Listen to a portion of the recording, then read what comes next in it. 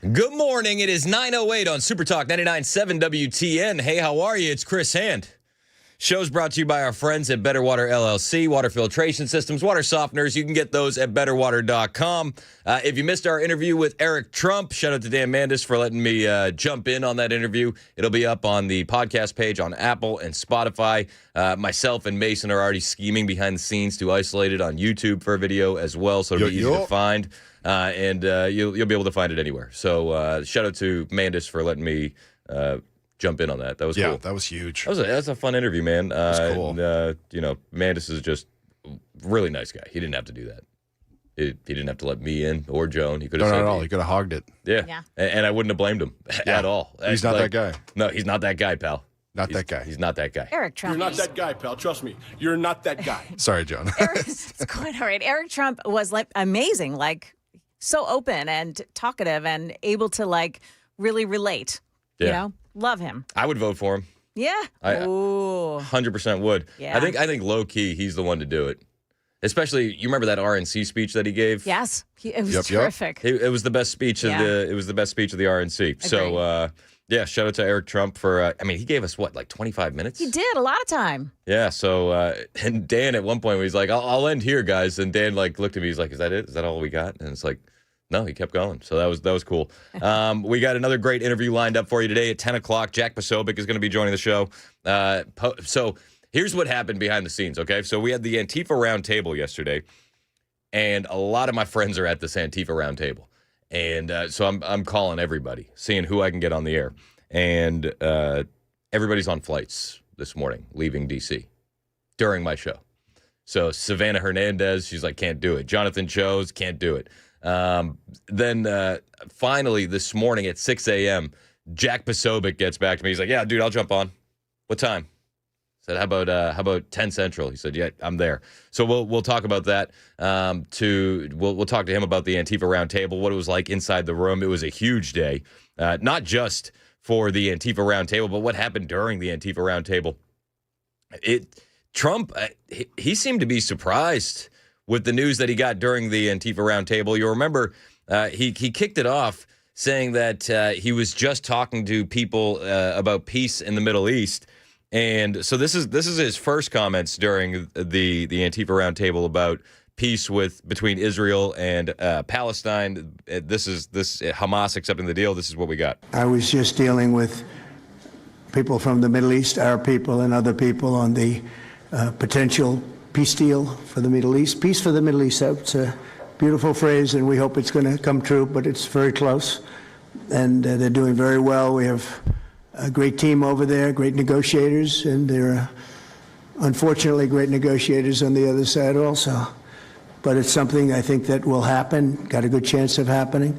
I may go there sometime toward the end of the week, maybe on Sunday, actually.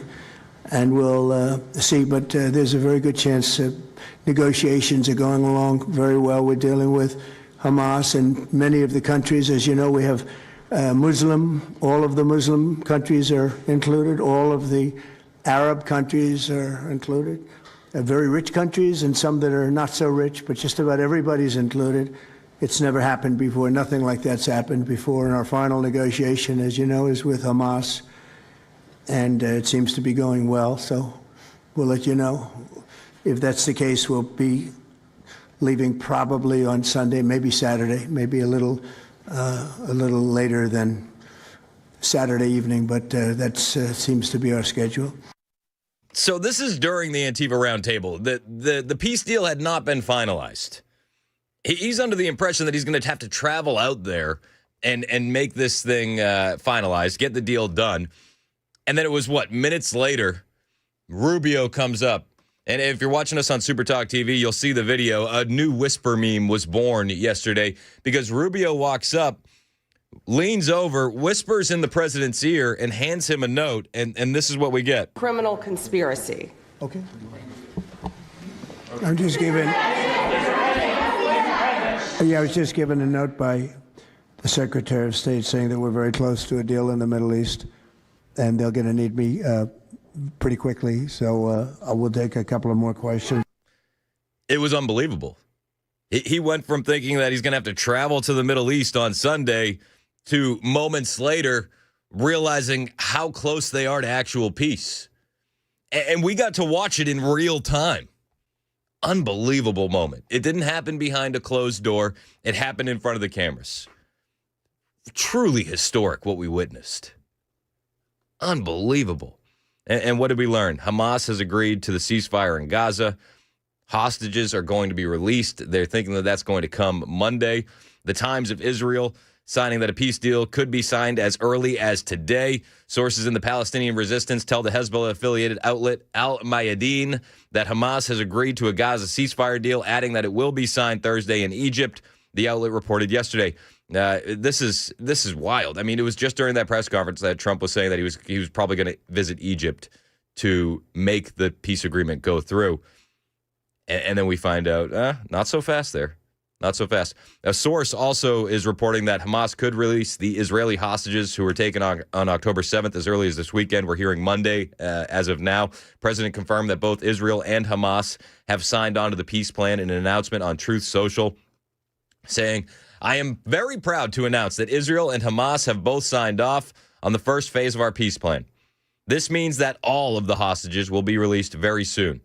And Israel will withdraw troops to an agreed-upon line as the first steps towards a strong, durable, and everlasting peace. All parties will be treated fairly. This is a great day for the Arab and Muslim world and Israel and all surrounding nations, the United States of America, and we thank mediators from Qatar, Egypt, and Turkey who worked with us to make this historic and unprecedented event happen. Wow, unbelievable. It didn't take long for both sides on the internet, though, to blame the other one for ruining everything soon. It's unreal. It was, you had supporters of Israel saying, oh, you can't trust Hamas. And then you had supporters of Palestine going, you can't trust Israel. And it's like, can we just take a moment and appreciate what we've had before we do your side's evil? It's like these people have a bloodlust. For all the people that have been screaming peace and wanting peace on both sides, it seems like there's just as many voices out there that are trying to say that this isn't going to last, this isn't good, the other side is going to do something evil. It's like, chill out. Appreciate what we have in front of us and appreciate the differences in this peace deal. It's not between just Israel and Hamas. You have third-party countries involved as well. This has never happened before. Never. And how are we going to doubt President Trump at this moment? Of all the guys, the guy that got the Abraham Accords done, you're going to doubt this guy? The guy that's already facilitated 7 peace deals around the world in 9 months in office, we're going to doubt this guy at this point? No, I'm not. I'm gonna trust in Trump. I don't see any reason why we shouldn't. This is just an unbelievable development. Even the fake news was giving Donald Trump his props last night. This is how they reported it on ABC. It looks like President Trump has actually pulled off something here that many presidents before him have failed to do. Oh, what was that? President Trump is doing what other presidents failed to do? Weird. ABC also went on to say, make no mistake about it, this is a huge, huge night. What we're witnessing is unprecedented. And I understand it's the fake news, but I think that's why we have to highlight this even more.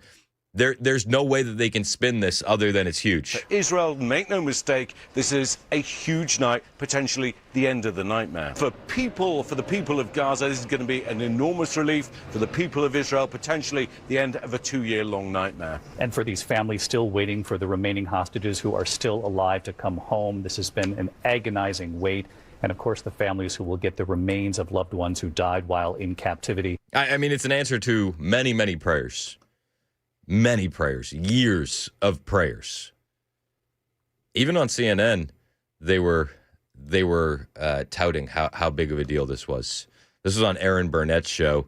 CNN's Jeremy Diamond jumped on the air, and he said, I can't underscore, we have to underscore what an enormous moment this is. I just need to underscore what an enormous moment this is for so many people in this region, for the people of Gaza who have endured 2 years of war, for the families of these 48 remaining hostages who have endured 2 years of absolute agony. This is a watershed moment. Amen. It is. And the credit has to go to President Trump. The credit not just to President Trump, but his relationships that he's cultivated over the Middle East.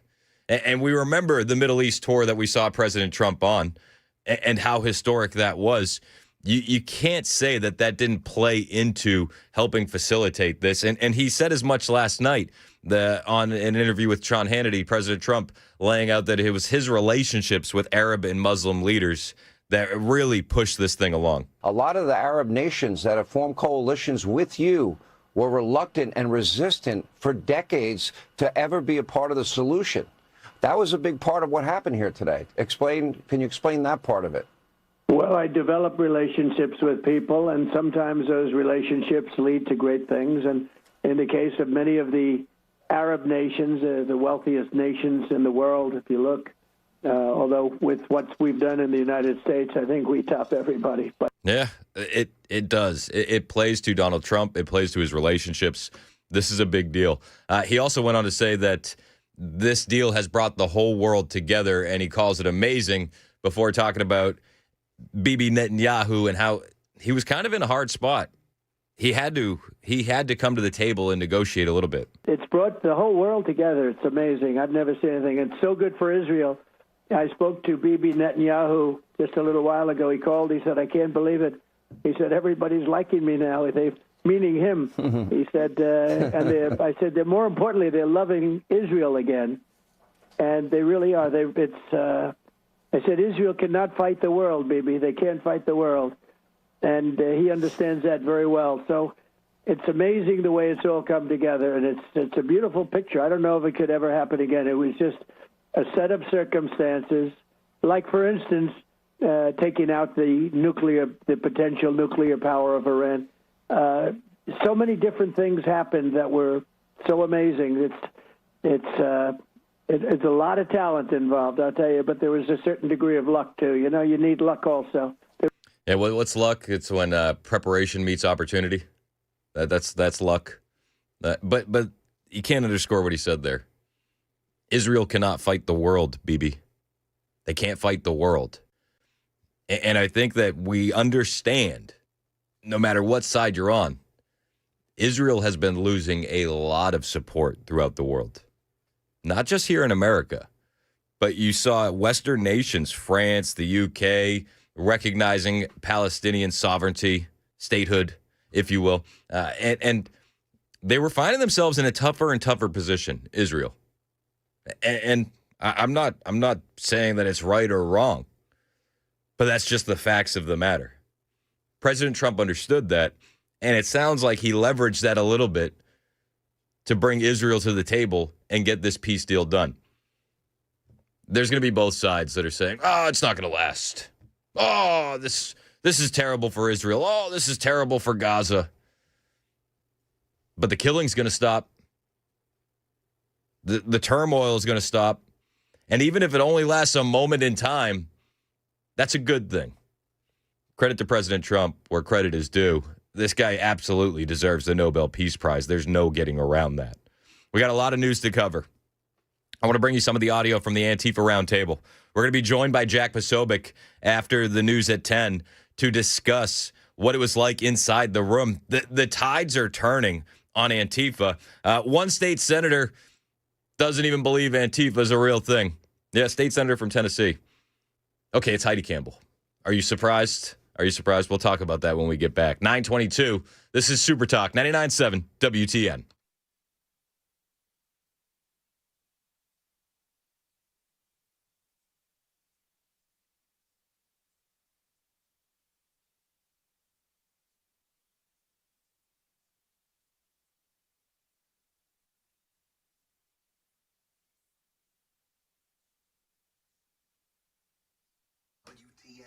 Hey, what's up? It's Chris Hand here for my friend Shane Ring over at Cover Nash. And spoiler alert, health insurance doesn't have to be complicated. And if your health insurance is, Shane Ring can simplify it for you. If you're tired of health insurance that feels like a math test with confusing percentages, surprise bills, fine print that really kicks you in the rear end, it's time to make it simple. Cover Nash has a brand new nationwide PPO option that will give you the freedom to pick your own doctors anywhere in the U.S. with no referrals and no red tape. Listen to this, $250 deductible. That's it.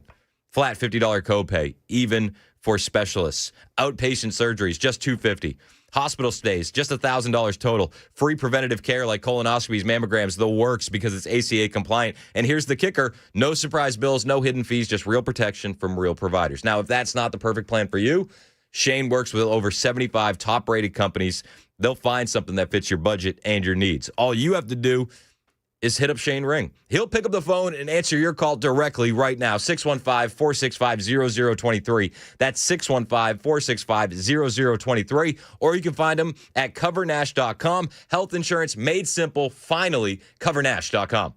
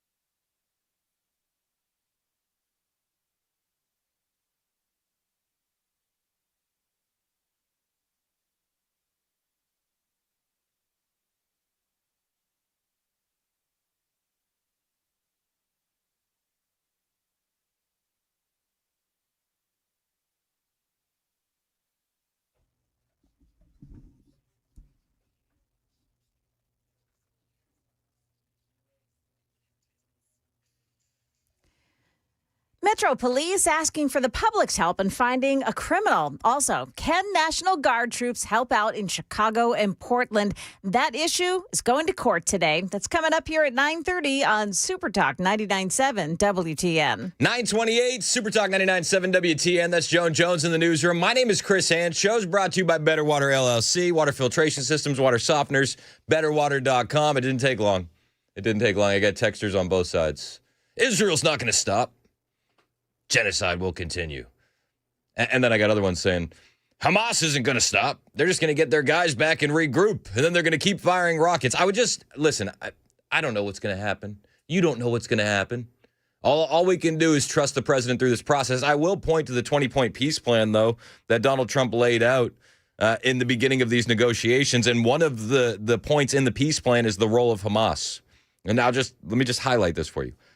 Hamas and other factions would be required to have no role in Gaza's governance.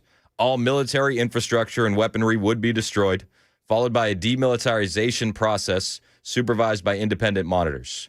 Hamas members who renounce violence could receive amnesty or safe passage to other countries. So, I mean, again, I get it. Everybody's got their heels dug in on whatever side they're on. I'm just taking it at face value for right now. None of us know what's going to happen. But all we can do is pray for peace. And as of right now, those prayers for peace look like they're being answered. That's a good thing. That's a good thing for everyone, for the region, for the world. So I'm happy. I think, why be pessimistic at this point? Why? I don't understand. Everybody's entitled to their own opinion, though. You're more than welcome to call in and weigh in with yours. 615-737-9986. 615-737-9986. You can text in, you can call in, you can jump in the YouTube chat. If you're in the YouTube chat, hit like and subscribe while you're there as well. We're back on Rumble. Rumble still working? Jump in the Rumble chat as well. It's usually a little bit less crowded in the Rumble chat. On the way, we are going to talk about Antifa. It's just an idea, according to Senator Heidi Campbell. Yep. This is the same woman that was pushing the children in zip ties hoax. Yep. Now she's pushing the Antifa is an idea hoax. Yeah, really knows what she's talking about. She's on the ball. She was actually arguing with friend of the station, Pamela Furr, on Twitter last night about this. So slow. So it's just, how do people vote for this woman? Like she doesn't, I don't think she actually believes any of this. I think she knows that she's lying. That makes it all the worse. But we're going to talk about that Antifa roundtable. It was a massive deal. We're going to bring you some of the most relevant audio. Plus, Jack Posobiec is going to be joining the show after the news at 10. He was inside the room at the Antifa roundtable, and we're going to get the lowdown from him on what he expects to happen here after 10 o'clock. It is 9:30. This is Super Talk 99.7 WTN.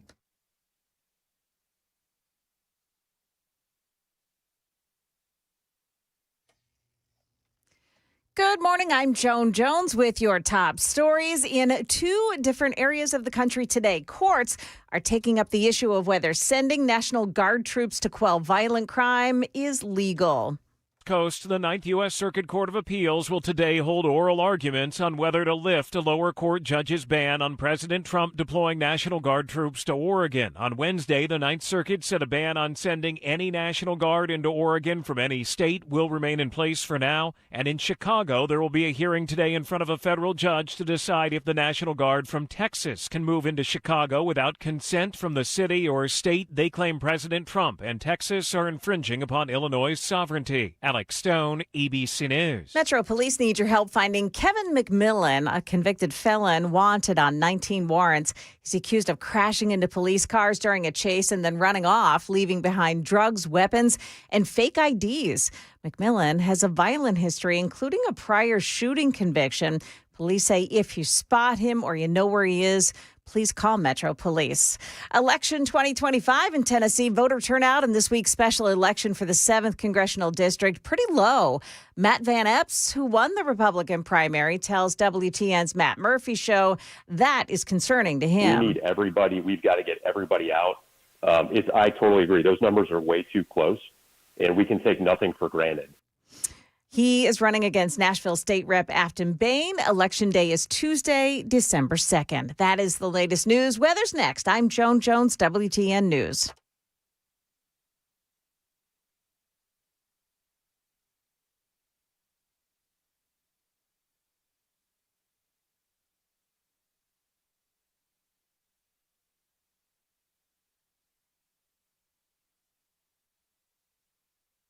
Hey, what's up? It's Chris Hand here for my friends at Busy Bee Plumbing, Heating, and Cooling. It is spooky season, y'all. But don't get tricked when it comes to your home. Busy Bee Plumbing, Heating, and Cooling. They're the crew that you can trust. And when you call them, they show up on time. No ghosting, no nonsense. Here's the fun part. Join the Beehive Club today for free. All you got to do, carve a pumpkin of Buzz the Bee, throw it on social media, tag Busy Bee, boom, you're in. Show off your carving skills and snag some great perks. Now for the real treats. If you need HVAC service, schedule your fall maintenance, and get a free dryer vent cleaning. That's a $229 value for free, and it's going to make your home that much safer. Plumbing issues, they'll flush your water heater for free with any plumbing repair. Your pipes are going to thank you. And if you're thinking about a new HVAC system, they got a scary good deal. Free 10-year parts and 5-year labor warranty. That's a $750 value with any system install. Don't let the home headaches haunt you. Call Busy Bee Plumbing, Heating, and Cooling today, where the service is solid and the savings are spooky good. 615-775-7833. 615-775-7833. BusyBeeHVAC.com.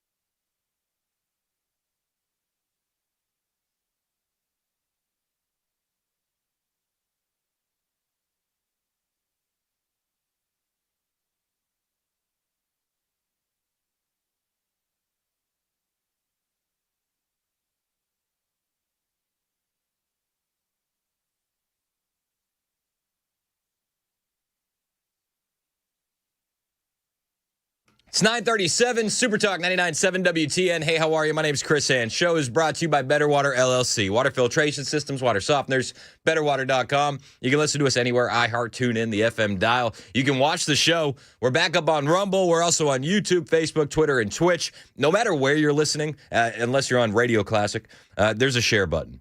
And if you can help us grow the digital footprint of this radio station, you will make a huge difference for every show on this station. You know, Dan had Eric Trump on this morning, but if you want more hard-hitting, big interviews like that, hitting like and subscribing to the YouTube channel, the Rumble channel, that's a big part of it. Like, it really is. And if we could have the hundreds of thousands of listeners that we get every single day on this radio station to go over to the YouTube channel and hit subscribe, I'm telling you, this station would only grow bigger, and we can't do that without you guys. So please help us out. On the way, Jack Posobiec is going to be joining the show. This is going to be after 10 o'clock. He was inside the Antifa round table with the president. We're going to get the vibe from him, and we're going to ask him if he thinks Senator Heidi Campbell is right when she says Antifa is not a real thing. What do you think he's going to say? I think I know what he's going to say. CNN is also in the same camp. Erin Burnett last night, she doesn't believe in Antifa. She parroted Antifa propaganda, and she also took swipes at right-wing extremists. This is what they're doing. It's Antifa? Well, they're not real. It's an idea. By the way, have you heard of the Proud Boys? These things are not the same. Erin Burnett. And Trump's Secretary of Homeland Security actually took that further. This network of Antifa is just as sophisticated as MS-13, as TDA, as ISIS, as Hezbollah, as Hamas, as Bingo. all of them. They are just as dangerous.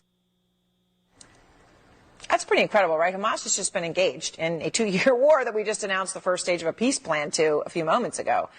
And ISIS? These are incredible things to say. And obviously, I'm not going to sit here and defend anybody who considers themselves part of an Antifa movement, such that it is. But such that it is the operative part of that sentence. Antifa is far from a major sophisticated terror organization like Hezbollah, Hamas, or ISIS.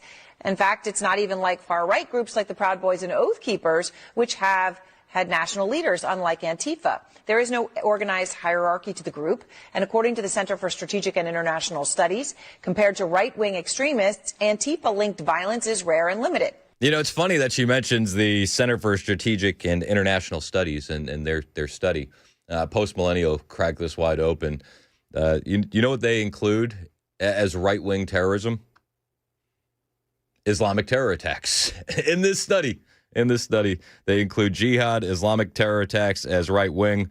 Even though you can make the argument that leftists support those groups, not the American right, but the American left. They say left wing attacks are remarkably less lethal overall than jihadist or right wing attacks. They write part of their definition of what constitutes right wing terrorism includes opposition to government authority, believing it's tyrannical and illegitimate. These are views held by Antifa and many leftists who march against the federal government's intervention in American cities. The report also doesn't include the Tesla attacks as leftist violence. It doesn't include the firebombing of Pennsylvania Governor Josh Shapiro's home. It doesn't include the assassination of the Israeli embassy workers on the streets of D.C. The report also leaves out the direct attacks on federal ICE agents, like those in which Antifa have been directly involved in Portland and in Texas.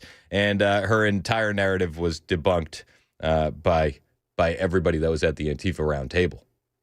People like Jack Posobiec, Katie Davis Court, Andy No, Nick Sorter, Nick Shorley, Julio Rojas, our friend Savannah Hernandez, Jonathan Cho. Cho is actually going to be on the show tomorrow at 11 o'clock. We're going to look forward to that conversation as well. And Sav, I was talking to her on the phone last night, and I was like, what's the vibe? She's like, incredible. It was unbelievable. I was on the phone last night. So my daughter's in teen choir over at World Outreach Church. She does church on Wednesday nights. So I go there and I kind of post up in the lobby and I do my show prep. And I think a couple of people thought I was a crazy person because I was walking around talking to Jonathan Cho about Antifa and left-wing terrorism. Yeah, I probably should have gone outside. Like, looking back on it now, probably should have gone outside. But the vibe has completely changed. This administration's paying attention. The last administration, they understood what Antifa was. It's the militant arm of the radical left. Everybody knows that.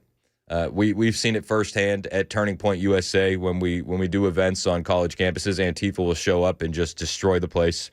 We've seen Riley Gaines assaulted. We've seen Brandon Tatum events disrupted. We've seen Charlie events where windows are kicked in. Why? Because he has the audacity to speak and debate. This is the modern American left. They're defending these left-wing militants, and it's disgusting. It's gross. But we had a dream team of investigative journalists. I don't even think you call them citizen journalists anymore. I think this is just the new American journalists. If you're looking on YouTube or Rumble, we'll put a picture up on the screen for you. You'll see Jack Posobiec.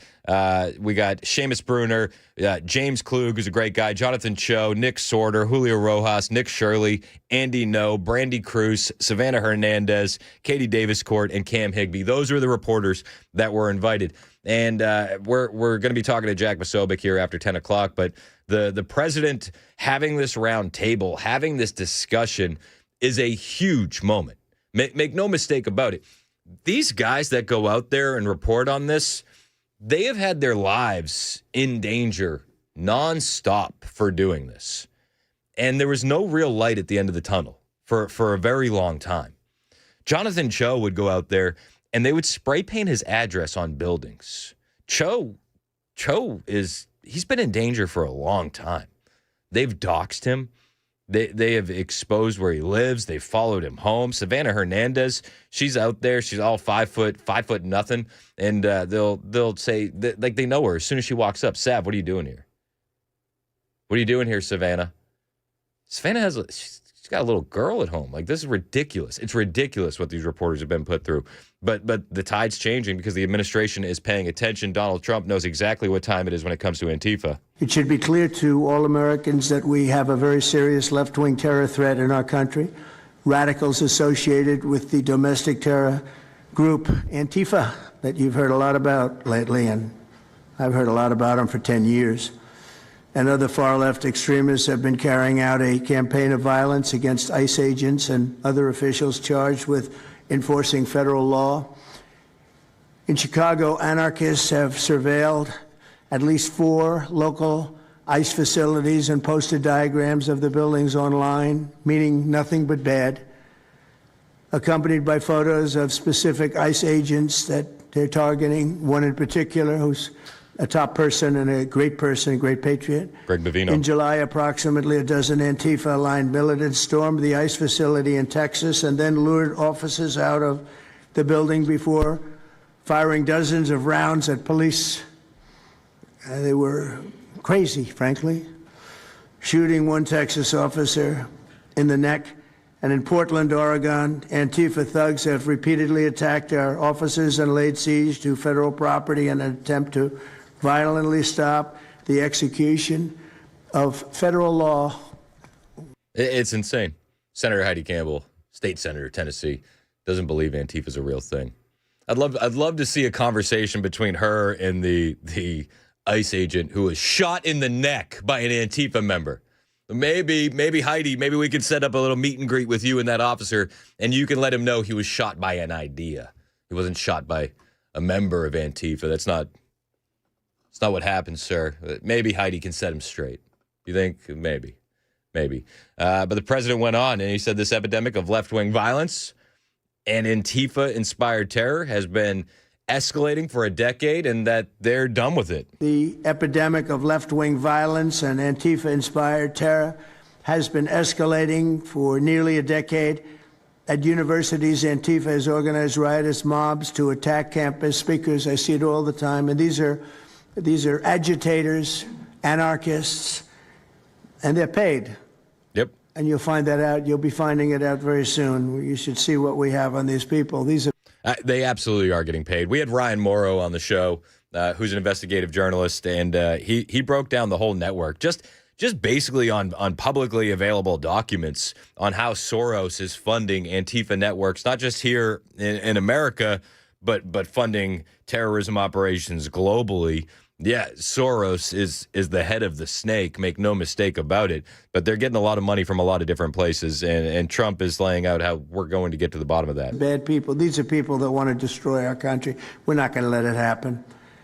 They've used armed gangs to assault local police in cities nationwide, and they've attacked journalists reporting on their crimes. So Yep. the journalists that report on their crimes, don't worry, you're very safe. I hope that's not going to turn you around, but they have been very threatening to people, but we're going to be very threatening to them, far more threatening to them than they ever were with us. And that, I mean, this is the change that we voted for. Make no mistake about it. Again, I'm on the phone last night with Jonathan Cho, who's a reporter that was there inside this Antifa round table, and he said to me, he said, bro, I don't need to explain it to you.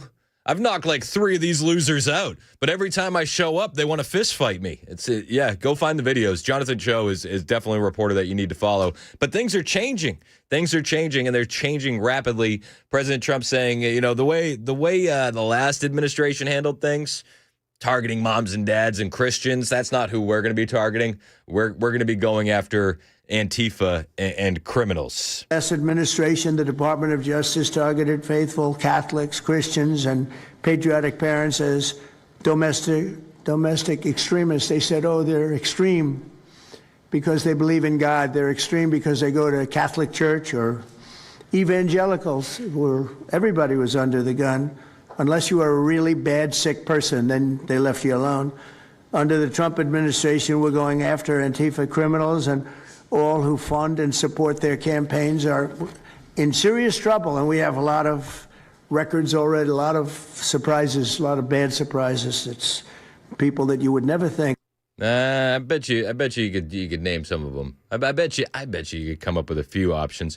FBI Director Kash Patel, he mentioned that they're going to find every single seed, money, donor organization, and funding mechanism of this left-wing militant operation that is Antifa, and I'm here for it. This is a longer clip than we usually play, but it's important to highlight because it kind of does map out where this administration is seeing where they're going to go and how they're going to get there. Mr. President, the American people gave you a sweeping mandate in your victory in this election cycle, and they demanded safety and security for our citizens. And your administration, with your leadership, has provided us with the resources that we need, which is a whole-of-government approach to go after criminals absolutely everywhere, not just outside of this country, but within this country. And that takes a whole-of-government approach. The interagency seated up here with the Department of Homeland Security, our Attorney General, our Deputy Attorney General, and your White House staffers, including Stephen Miller's leadership, has allowed us to go out there and map out these networks. What we are doing at the FBI is simple. It does not require rocket science. We are following the money.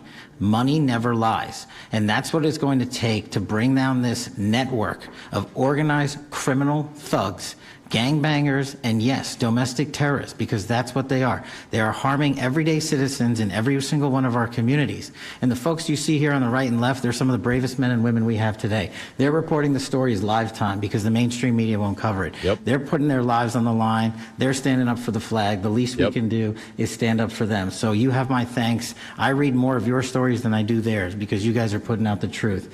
And we deserve a country where you are protected as equally as they are.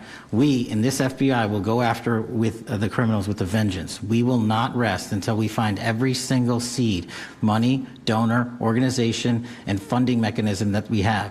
And I want to echo the Secretary's comments on Scott Bessent, who's allowing us to map out these networks through their financial criminal activities, which has been going on for decades. And I would like to remind the American public, they built this disease temple of corruption over decades. And in 8 short months, Mr. President, you have crippled their foundation because of your leadership here, because of the interagency, because of people like Deputy Attorney General Blanche, and because of Attorney General Pam Bondi's fearless leadership to go after criminals wherever they are. They will not be able to hide. They were able to hide and conspire with prior administrations, and we are exposing their corruption from within. And we will go to every single city in this country under Operation Summer Heat and the other operations we are doing at the FBI to bring these criminals to justice. We will. Did you catch the part he said about Scott Bessent? Did you catch that? That Treasury Secretary Scott Bessent is mapping out the entire financial structure of the Antifa organization. A lot of sleuths on the internet caught that. Listen, it's hard to miss. Why would you need to map out financial networks? Well, I think that a lot of people have pointed to one reason and one reason only, and that comes down to RICO charges. RICO charges. You can get a lot of Antifa members in one full swoop if you go full RICO. I'm praying that that's the case. And I'm praying that this happens quickly because we're tired of seeing our major cities under siege. We're tired of seeing these paid left-wing militants causing violence, chaos, and destruction here in America. It's got to stop. It's got to stop. And it looks like this administration is ready to put their foot down. Jack Posobiec is going to be joining the show after the 10 o'clock news with Joe and Jones. He was in the room. We're going to get his vibe from what was going on the ground. And when we get back, I also want to play a clip from Jonathan Cho that he told me he thought was unbelievable because he laid out a link between funding and the homeless industrial complex in Portland. And he said that after he explained it to Bondi and the president, that when the meeting closed, Bondi walked up to him and said, "Can I see that report? Can you hand that over to me? I need to take a look at that." They weren't just there for show. These guys were there for a reason. We'll talk about it when we get back. 9:53, this is Super Talk, 99.7 WTN.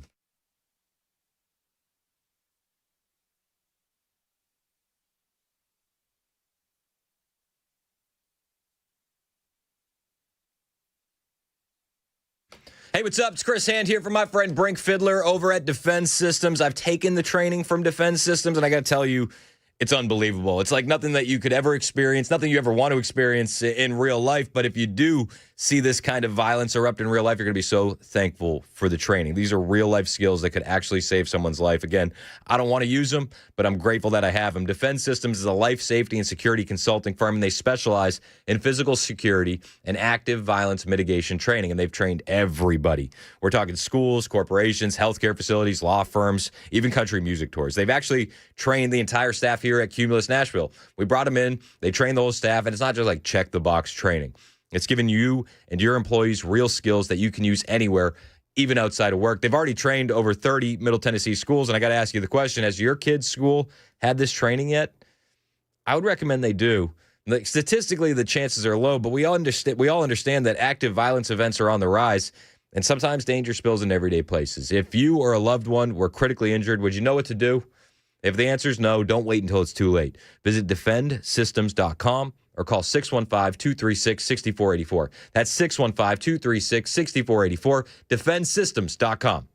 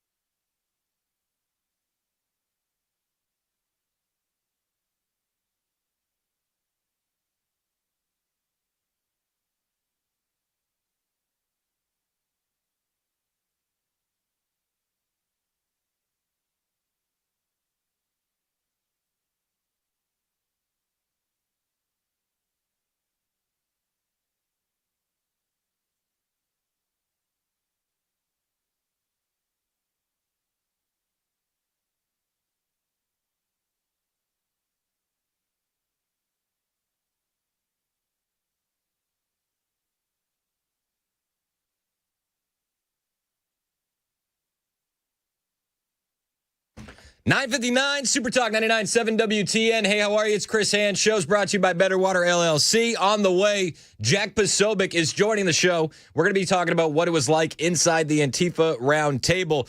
He tweeted a moment ago, I'll never forget the moment yesterday in the White House when I turned my head and saw Secretary Rubio standing in the hallway. I knew he wasn't scheduled for the panel, and then I saw a certain bearded VP, and they looked like they had something to tell the president. We're going to see what it was like inside that room directly from someone who was there when we found out that the peace deal was going through and when we found out that we're not playing games when it comes to Antifa any longer. Jack Posobiec joins the show after the news with Joan Jones, which starts right now on Super Talk.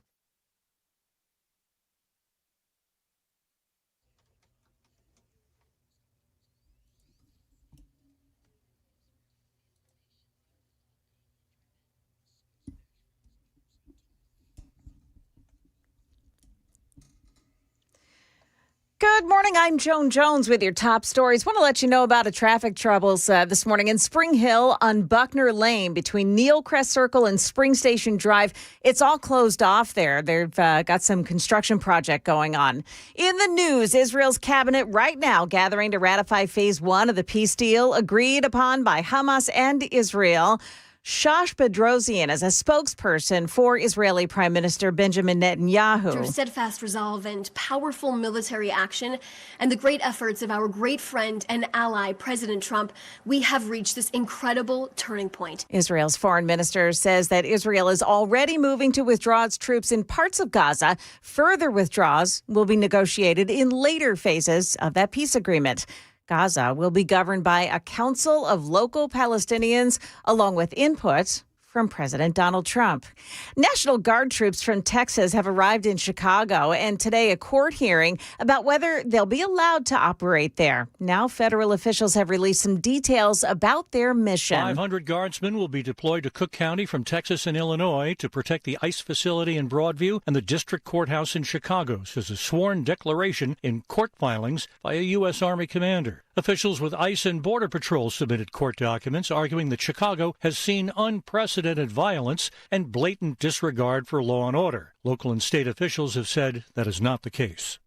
That's ABC's Chuck Sievertson reporting. A stumbling block for a new TPUSA chapter at the University of Tennessee at Chattanooga. The Student Government Association voted against recommending approval of the conservative group on campus, but that's not the end of the story. It's up to the Dean of Students to determine if a TPUSA chapter can be formed there. Now, the Dean of Students office released a statement saying in part that it will work to ensure the students are supported as they navigate the process. It's not clear when the Dean of Students will make its recommendation. The Dow Jones Industrials right now trading down 156 points. The NASDAQ is minus 53. And the S&P 500 index, that's down 14. That's the latest news. Weather is next. I'm Joan Jones, WTN News.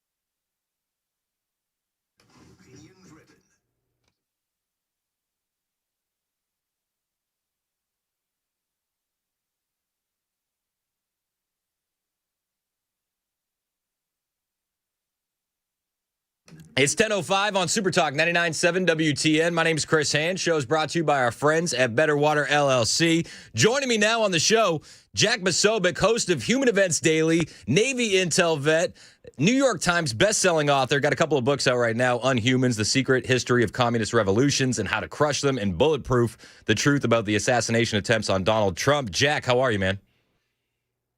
Chris, how are you? It's great to be on today, and thank you for having me once again. Man, anytime. I mean, before we get to the news of the day, we spoke briefly at Charlie Kirk's memorial service, and I just kind of want to see, how are you doing after everything? I mean, you guys have been going 100 miles per hour since the assassination of Charlie, and I just kind of, check in on you. How's Jack Posobiec today? Well, yeah, thanks so much, Chris, and you've been great, and everyone's been great, and it's true what they say. It's most of the time it's you're okay, but then it kind of comes in waves. You have to keep reminding yourself that this is the new normal now, and we don't have the old way again. And there's times where I was sitting with my kids last night, and we had a couple of minutes, and we were watching a family movie, and I had made a fire out in the backyard in our fire pit, and we just collected some sticks and set it all up, and it just struck me that Charlie's never going to be able to have that with his children, and they'll never be able to have that with their father. And I got really upset. Just got really intensely angry for a moment, and it was able to get out of it. But it just hits you sometimes, man. It really hits you sometimes. So thank you. Yeah, well, we're still praying for you guys, man, and it's been heartbreaking. But the entire team over there at Turning Point has been unbelievable, and your entire team has been just so solid. You as well, rock solid in the aftermath of this. Well, thank you, and it's all because of Erica. It's all because of Erica's direction. Erica as the rock, as the guiding force for all of us through this, and her direction in having us push forward, continue the mission, continue the campus tour, which, by the way, 5,000 in Montana 2 nights ago, 6,000 when we returned to Utah State. It's only getting bigger and bigger. We're going to be going out now, myself, Benny Johnson, Scott Pressler. We're doing the New Jersey governor's race. We'll be there tomorrow night. So it's only getting bigger. And by the way, just a couple of minutes ago, you may not even know this, we officially announced that this crazy idea I had the other day is coming true. Let's go. That Turning Point USA will be hosting an all-American halftime show for the Super Bowl that we want everyone in the entire country to either come physically or be able to watch, at least online or when where we have it streaming. That is huge news. So you guys are going to counter-program the Bad Bunny halftime show. Well, look, they wanted to choose an artist who hates the country, and we're going to hold a party that loves the country, because that's what Turning Point USA is all about. That's what Charlie Kirk is all about. Charlie would have absolutely hated this, Bad Bunny. He doesn't even sing in English, and apparently refuses to stand for God Bless America, which we saw a couple of nights ago at I think it was the Yankees game. So it's ridiculous. It's an absolute joke. And no, we're going to have a massive celebration of the United States of America, the country we love. That's what the Super Bowl is supposed to be all about. I can't announce any musical acts yet as of right now, but discussions are being had, and that's all I can say about that. Dude, that's amazing. One of the things that's been so inspiring just watching you guys from afar is how you've been able to channel this energy that you have in so many positive directions. I think yesterday was another example of that. You're at the Antifa round table. Explain to me what the vibe was like in the room, and even aside from the Antifa stuff, as Marco Rubio comes in and whispers into the president's ears, what's the thought process that's going through your mind? Well, look, the thought process, it was actually interesting. So we're there, we're briefing the president, and, having been in the United States Navy, I would just say that I kind of went back to my Navy days thinking, all right, you're briefing the senior leader, commanding officer. So be good, be brief, be gone. That's how we were always trained, given the situation, action, outcome. Here's the threat. Here's what we're doing. Here's how we can deal with it. Here's the desired end state. do that in under 3 minutes, try to give an overview of what Turning Point's doing in the wake of all this violence and understanding of what Antifa is and what we're up against. And then also, and then I turned to my left at one point, because from the vantage point where I was sitting, people couldn't see this because it was off camera, but I see the Secretary of State, who, of course, was not scheduled to be in the panel, and then I see just behind him is a certain bearded vice president who actually didn't appear on camera, but he was right there, and I could tell, just sort of a look in their eye, a little twinkle in the eye there, that it looked like they had something pretty important to inform the president about, and obviously we let them come in and have that moment, and it was just stunning to even be able to witness that in the White House, and that's what the White House has been like. I've had the honor of being there a few times now, and you go in for one meeting, but they're constantly working. People are always, and that's how the president likes it. That's how President Trump likes it. So you could be in for one meeting on a particular topic, and he'll have, Bobby Kennedy will come in, and he's, Mr. President, here's what's going on over at HHS, and then Tom Homan will come in. Mr. President,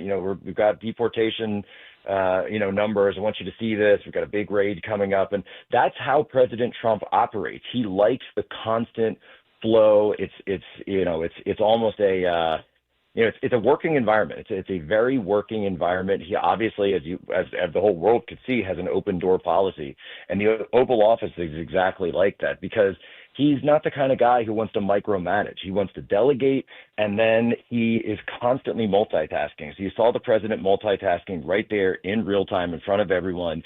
He's talking to us about the domestic terrorist threat that unfortunately took out the life of Charlie Kirk, but also gives us the opportunity to recognize it for what it is. And at the same time, he's also dealing with terrorist threats and world war type threats, geopolitical threats at the exact same time. That's how the president operates, and it's just incredible to be able to see it. Yeah, it was an unbelievable moment when he leaned over and a new whisper meme was born on the internet, and it shouldn't overshadow. I knew right in the moment. Did I said, you? "Oh, well, this is going to be the next meme. Here it is." Yep, and it overshadowed what was going on, but what was happening there was really big. Discussing Antifa on the national stage, actually having a president not tell you that it's an idea and not a group is wild. We still have state senators here in Tennessee. We have a state senator by the name of Heidi Campbell, and she was going off on Twitter last night saying that, Antifa's not even a real thing. And I'm thinking to myself, I have seen Antifa in action at so many different Turning Point events. Like maybe I'm like too close to it, but how can you look at this and not see that Antifa is a real thing? Well, look, I would say and I say this all the time to people who, journalists or, these politicians, come along with me, and I will introduce you to Antifa. If you think they're not real, if you think you're not out there, it's going to be at night, and we're going to be wearing GoPros, and we might need to wear helmets and body armor, but I'm more than happy to take you out and show you exactly who Antifa is up close. And you know what's really strange, Chris? None of them have ever taken me up on my offer. Weird. So it's funny how that works. What was your big takeaway from yesterday during the Antifa portion of the round table? Do you feel like they're moving towards a RICO-style investigation? Well, what's interesting is that the RICO law is going to require some updates, and this is something I talked about off camera with some of the staff from the DOJ, that the RICO law, because it was set up for, mafia criminal organizations, it actually is really more focused on those types of crimes, and it doesn't include riots. So it doesn't include riots as a predicate crime for the RICO law itself. So we're going to need an update on that law. It's a quick legislative fix, and there's already some bills in the Senate pipeline to be able to do this. So that's something that absolutely the president and the House and the Senate, once they obviously deal with the government shutdown, that of course nobody really seems to be noticing unless you work for the government. They'll be able to do. But then the big one, the really big takeaway was towards the end when the president asked us whether or not we should designate Antifa as a foreign terrorist organization. I led my remarks with talking about how Antifa was born in Europe in the Weimar Republic. Yep. I then chimed in again and explained, yes, Mr. President, this is an international threat. They fit every single qualification of being labeled a foreign terrorist organization. That gives National Counterterrorism Center, the Secretary of the Treasury, the massive interagency force that we have, the opportunity to use all the authorities that we would use against Al-Qaeda, that we would use against ISIS, and be able to turn those directly and squarely on Antifa. That's unbelievable. And it was a huge moment. But I think one of my big takeaways was the conversations I had after the fact. You know, I'm blessed enough to know you guys that are in the room. And everybody that I talked to, from Cho to Sav, they all said the big thing that was happening was how much the administration was listening off camera. Can you let us into any of those conversations that you had with Bondi or administration officials after the roundtable was over? Because it does seem to me, from my vantage point, that this wasn't just for show. They really were looking to you guys for information.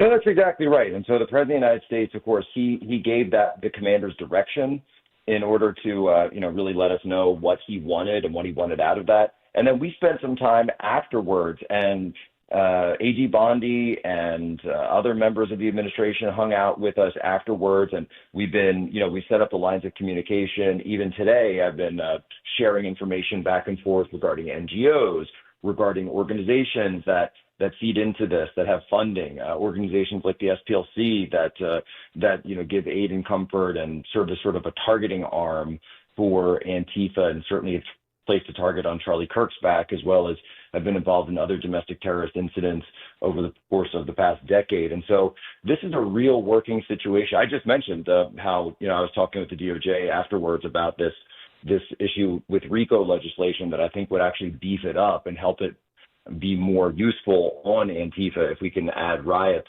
to the existing legislation. So there was absolutely a working portion, and I have a feeling that roundtable you saw was actually the start of a new working group that's directly focused on Antifa domestic terrorism. How do you think Antifa responds to what we saw yesterday? Are they going to kind of recoil a little bit and slow it down, or do you think that they're going to continue to be just as unhinged and violent as we've seen? Well, unfortunately, as I told the president, they are getting more violent. The violence will escalate, and that includes very clearly assassinations. So when you look at the direct parallels of the profile of these types of killers, from Luigi Maggioni to Thomas Matthew Crooks, to Tyler Robinson, to the ICE Dallas shooter, assassinations are now the name of the game. And obviously you could tell it was a little uncomfortable for a moment when I had to bring up President Trump's own assassination, the attempt on his life.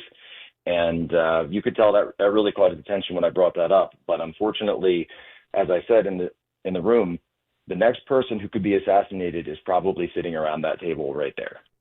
I mean, it's chilling, but it's honest, right? That's the reality of the situation that we're facing. No, it is. And President Trump, that's how he is. He wants the blunt, honest truth, no matter how, unfortunately, and it's ghastly, it's morbid. My wife doesn't like when I talk about it, but if we don't talk about it, then who else is going to? And if I'm going to go to the White House, if I'm going to go and brief the President of the United States, I've got to give the honest and accurate assessment of what's going on. And that's what's going on. It is going to get worse. We are going to see violence escalate as the president moves to crack down. So we've seen this mobilization of people online and a lot of individuals in the country that just want to get involved. They want to get active. What would you tell just an average citizen on the street who is just feeling that energy? They want to get involved. What can we do to help fight the fight and further the cause and kind of get mobilized? What steps could we take? Well, look, I would not recommend going up directly on Antifa alone. That's a really, really bad idea. But, obviously get involved with Turning Point USA. Make sure you get involved with Turning Point Action. We have a huge campus tour that's going on right now. We're also doing a rally. We're going to participate in a rally tomorrow with the New Jersey gubernatorial candidate, Jack Ciattarelli, down in Wildwood, New Jersey, because that New Jersey is absolutely in play. But for the average person, if you want to help with Antifa, just go to your local legislatures, go to your state rep, your state senator, and say, I'm concerned about this. This is real, and I want you to do something about this because they've been swatting our families. They've been going after our friends. They killed Charlie Kirk. They're killing CEOs in the street in New York. One of their friends is about to be elected mayor of New York, and we absolutely need to do something about it and keep the pressure on because look, we've got the White House listening to us right now. That's great. The momentum is absolutely there, and we can't let it go to waste. We have to strike while the iron is hot in terms of being able to get legislation on the books because I don't want just a RICO investigation at the federal level. I want RICO at every single state in all the 50 states of the United States because these networks are there. They're absolutely real. I love when they say, oh, well, they don't have a defined network and they're decentralized. I said, yeah, you mean like a terrorist cell? Yeah. Like a terrorist cell would be? No kidding. I've actually served in the U.S. military. I worked counterintelligence. I was at Guantanamo Bay for a year. Yes, that's exactly how terrorist cells operate. Thank you. They do not operate in the open. Same with criminal gangs, as it turns out. So yes, that's exactly how we would expect them to operate, and we need law enforcement to deal with this because if you don't have law enforcement dealing with it, then unfortunately you get to a situation where you get destabilization, and that's exactly what Antifa wants. That's what they've always wanted for 100 years, going all the way back to the Weimar Republic and the Spanish Civil War. Yep, Yuri Bezmenov broke it all down. You can find that YouTube video. Jack Posobiec, New York Times bestselling author, Unhumans, The Secret History of the Communist Revolution and How to Crush Them. That's available now. Also, your book, Bulletproof, The Truth About the Assassination Attempts on President Trump. I really appreciate the time. Real quick, though, you had mentioned at the beginning of the interview the counter-programming to the Super Bowl halftime show, and I'm getting just a flood of texts on our text line. Where are we going to be able to watch the Turning Point USA Super Bowl halftime show? Well, we'll definitely have that up on Turning Point streaming. If you go to, I believe it's AmericanHalftimeShow.com. Yes, AmericanHalftimeShow.com. We'll have all the information out. I'll be posting it. Go to Turning Point USA on our social media. We'll have all the information out. I'm sure we'll have it streaming, and more than likely we'll be working with some streaming partners as well. Let's go, man. Super excited about that. Stay safe out there. God bless you guys and what you're doing, and thanks for the time, Jack. God bless, man. Hey, appreciate it. It's 10:23. This is Super Talk 99.7 WTN.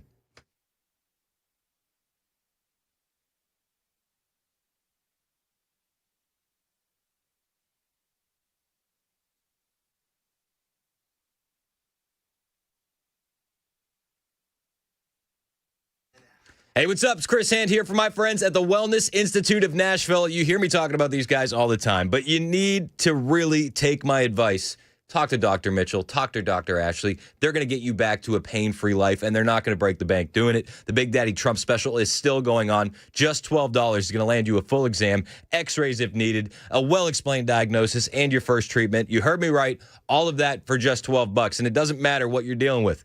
Back pain, neck pain, sciatica, numbness, bulging discs, slip discs. They treat it all. And they don't treat it with painful injections. They don't treat it with surgery. And they're not going to prescribe you a bunch of opioids and ruin your life with drugs. That's not their style. They're going to focus on non-surgical spinal decompression, robot lasers, and anti-gravity machines. This is a game changer for pain. Grab your MRI, get ready to finally understand your condition, and fix it. The phone call that you need to make is to the Wellness Institute of Nashville, 615-246-5009, 615-246-5009, or find them online, painisbad.com.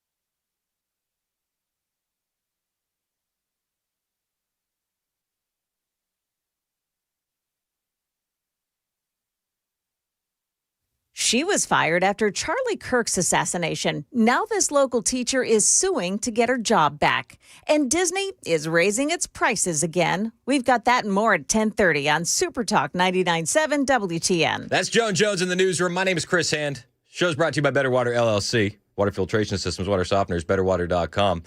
So we were talking to Jack Posobiec a little while ago, and he broke the news about the All-American Halftime Show. Can you put this on the screen? So it's AmericanHalftimeShow.com, and it says celebrating faith, family, and freedom. They got the website up, but here's what tickles me pink. You ready? So if you want to be the first to receive information, you can fill out your form. And Jack had said that they're still working on music, but it says there's a questionnaire. It says, what music genres would you like to see featured? Americana, classic rock, country, hip hop, pop, worship, anything in English. Anything in English. I'm going to go with anything in English for 500, Alex. Anything in English. Aubrey in the borough, you're next on Super Talk. What's up, Aubrey? Hey, Chris, just want to tell you what I feel like about this whisper from Marco Rubio in Trump's ear. It is absolutely a definite comparison. When you go back and look at what happened on 9/11 with George Bush and the whisper and where our country was then, and the evil that was going and the good that President Trump is doing, and to have that type of just comparison, it just makes me feel really good to see where the world is headed now. Yep, I'm with you, Aubrey, and I appreciate the call. 615-737-9986 if you want to join the conversation. 615-737-9986. I'm going to pull up a picture. The whisper meme comparison has been happening everywhere. Here, let's if you put it on the screen, you'll see yesterday's between Marco and Donald Trump. This is during the Antifa roundtable. Rubio comes in to announce to the president that the peace deal it's going through, and then you'll see the other whisper meme, which was George Bush when he was at the elementary school, and they whispered to him that a second plane has hit the towers. Yeah, a new whisper meme has been born. This one's quite a bit more positive than the original. Not every time is the sequel better, but I think we can chalk this one up as the sequel being better.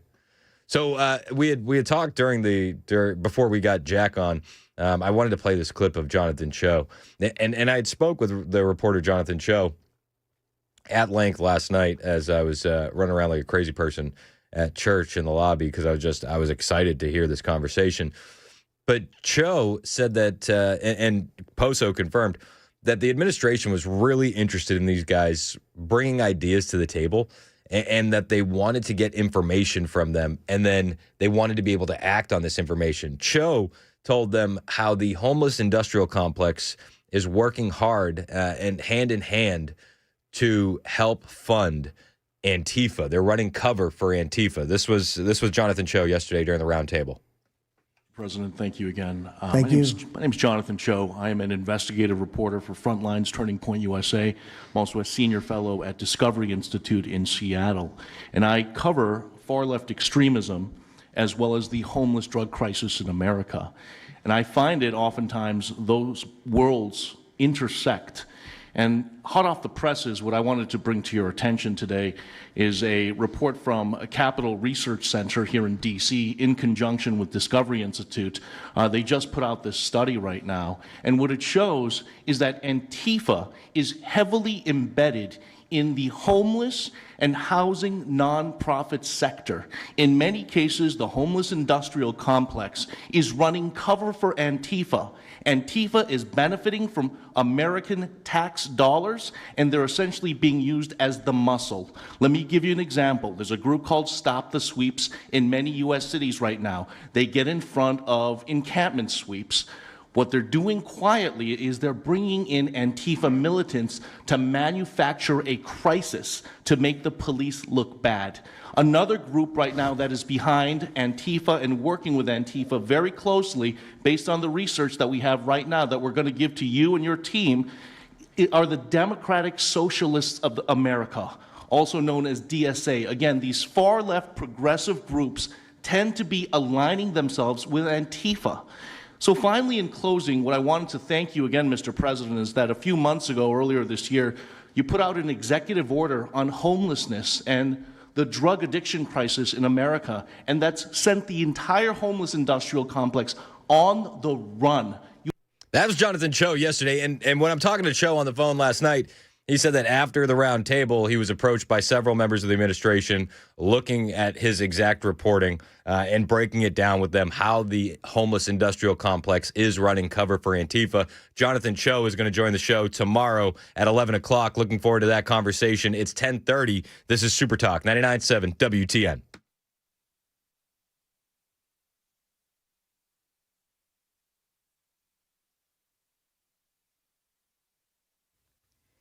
Joan Jones with your top stories. A Rutherford County teacher who was fired for her Facebook post after Charlie Kirk was killed is fighting back. Susanna O'Brien's federal lawsuit says her First Amendment rights were violated. News 2's Kelly Milan. One post criticized the decision to lower flags in his honor. Another post taking aim at the political activist, saying he, quote, spent his entire life disparaging immigrants, disrespecting women, and blaming black folks only to get shot in one of the whitest places on earth. Her lawsuit says these were posted on her personal account, on her own time, and on her own devices. Her legal team filed a temporary restraining order asking to be reinstated immediately. There's a hearing on Friday in federal court. Day 9 of the federal government shutdown. Now nearly half of the workforce at the Internal Revenue Service has been furloughed. That's about 34,000 IRS workers. The IRS has already seen its workforce reduced by 25%. That happened right after President Trump took office in January. A private company laying off workers, citing President Trump as well. Ørsted is the European company behind many of the offshore wind projects in the U.S. It says it's laying off 2,000 workers. You'll remember President Trump signed an executive order on his first day in office, suspending wind project leases. And want to take your kids to Walt Disney World or Disneyland? It's going to cost you more. Tickets have just been hiked up at both parks. Now the Disneyland one-day ticket just went to $224. That's an $18 hike. And Florida's Disney World one-day ticket rose $10. It's now $209. The company says the higher prices you pay cover higher labor costs and continued park expansions. That's the latest news. Weather's next. I'm Joan Jones, WTN News.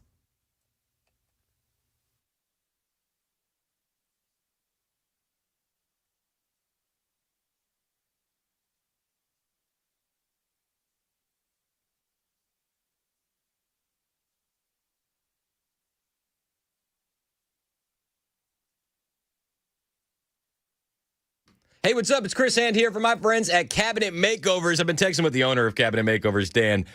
He is so excited to meet you guys at the Williamson County Home Show Friday through Sunday. He's going to be decked out in a fully patriotic booth, and he's going to have so many examples of the pull-out cabinets that they can install in your home that they've installed in my home, and the displays look great. If you're looking for Dan at the Williamson County Home Show, he's going to be there Friday through Sunday. He said he's not leaving his booth once. He wants to meet everybody. He's not even going to take a bathroom break. This guy's dedicated, and he's got to have a patriotic booth with all of these custom pullouts like they've installed in my home.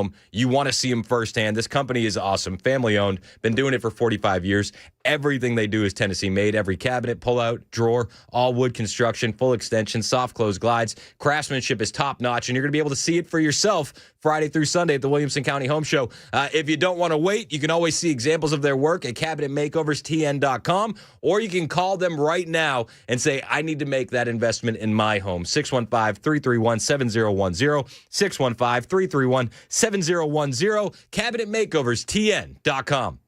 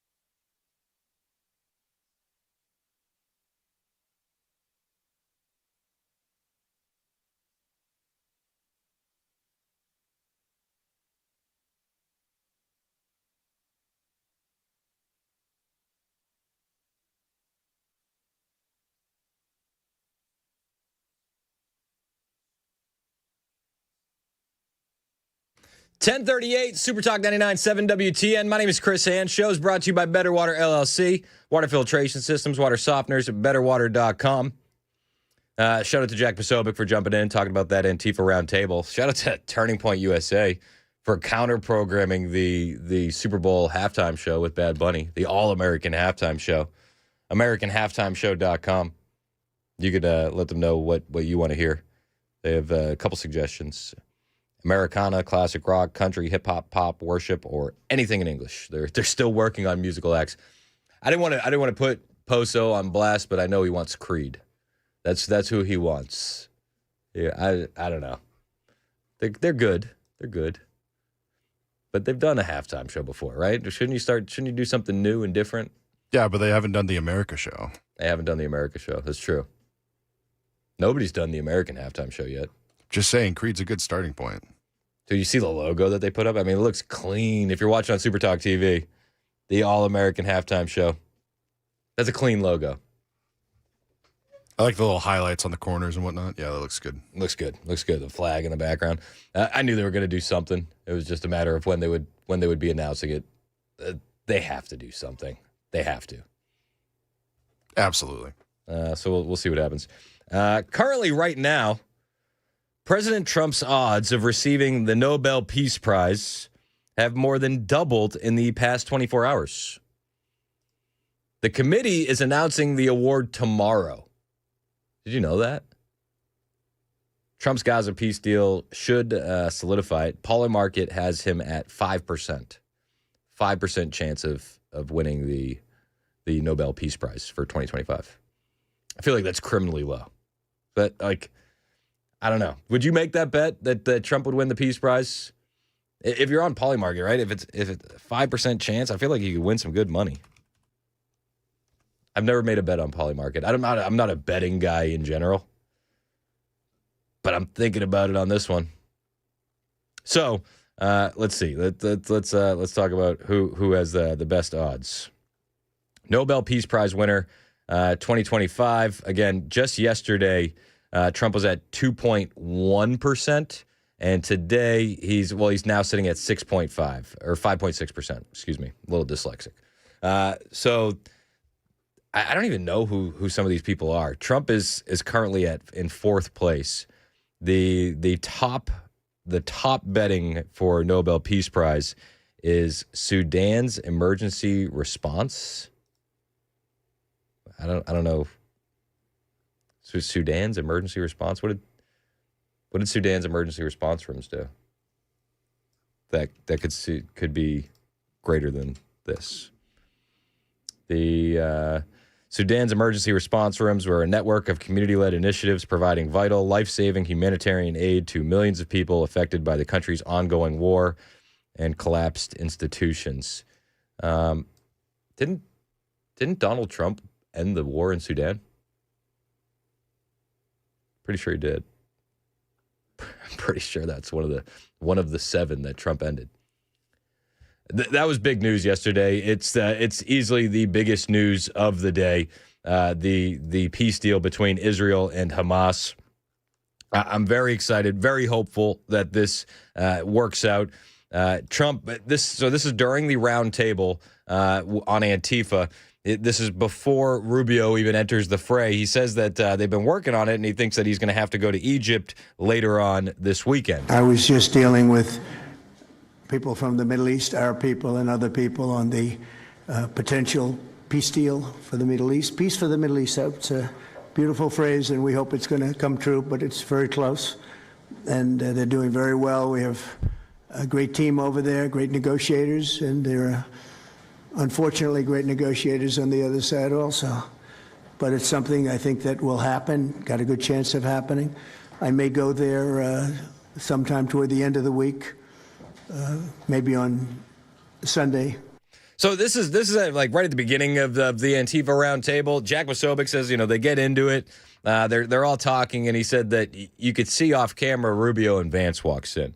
And during our interview with Jack Posobiec, he says that's just the way the White House works. Everybody's constantly working. You could be in there for a meeting about, who knows what, and somebody else is going to pop in talking about something else that they're working on. That's the way President Trump likes to run things. And it was during that meeting that he's taking questions from reporters, and Rubio walks in and hands him a note and whispers in his ear, and a new whisper meme has been born.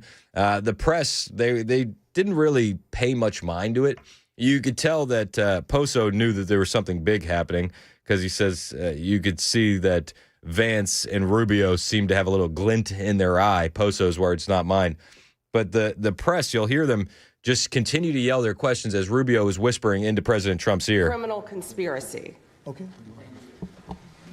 I'm just giving. I was just given a note by the Secretary of State saying that we're very close to a deal in the Middle East, and they're going to need me pretty quickly. So I will take a couple of more questions. So then he took a couple more questions and he got out of there. What we come to find out, announced on Truth Social by the president, was that the peace deal, well, it's been agreed to by both sides. This is the post on Truth Social. I'm very proud to announce that Israel and Hamas have both signed off on the first phase of our peace plan. This means that all of the hostages will be released very soon, and Israel will withdraw troops to an agreed-upon line as the first steps toward a strong, durable, and everlasting peace. All parties will be treated fairly. This is a great day for the Arab and Muslim world, Israel, all surrounding nations, and the United States of America, and we thank the mediators from Qatar, Egypt, and Turkey who worked with us to make this historic and unprecedented event happen. Blessed are the peacemakers. Donald J. Trump, President of the United States of America. You've seen both sides already hop out and say this is never going to. It's never going to last. It's never going to work. Hamas is just gonna. They're gonna retool. Israel will never stop. And it's like, can we appreciate what we have and pray for the best? I think that's all we can do. Pray for peace. Who knows? Who knows what's going to happen? But I do know that quite a few on the left were stunned and shocked by what transpired. This was how they explained it this morning on Morning Joe, which I don't think you could. MSNBC is not exactly a Donald Trump station, but this is how they broke it down. The deal that President Trump is announcing played a key part in negotiating. It is a significant change. This war was blocked for 2 years. President Biden, who preceded him, was unable to find a way to stop it. President Trump found that way by being tough on both sides. And he'll take a victory lap for sure over the next few days, but it's deserved. There's no way that I can see that this would have been done without Trump's pressure in the final hours. What's that? MSNBC saying there's no way that this could have been done without Donald Trump's pressure? There's no way. None. I mean, even CNN was singing the praises of Donald Trump late last night, which was remarkable. Because did you hear how Trump was talking about CNN during the roundtable? I mean, he was going in on CNN during that roundtable, and then hours later they're singing his praises on their network. Their ratings are terrible. They are terrible. MSNBC is dying, and CNN is dying like a dog. And poor CNN. It's so pathetic. It is very pathetic. You ever see their anchors in the evening? That nobody ever heard of them. Where do these people come? I could take anybody off the street in Washington, D.C. that do a better job. Yeah, and it's not hard to show what's going on these days. You literally have an iPhone and you can post it on X. They don't believe in the star system, It's just one of those things. This is Trump discussing CNN at the Antifa roundtable, not holding back. I think you could classify it as that. It wasn't the only thing he did. He was taking questions from reporters, and he found out that one reporter was from CNN. All right, go ahead.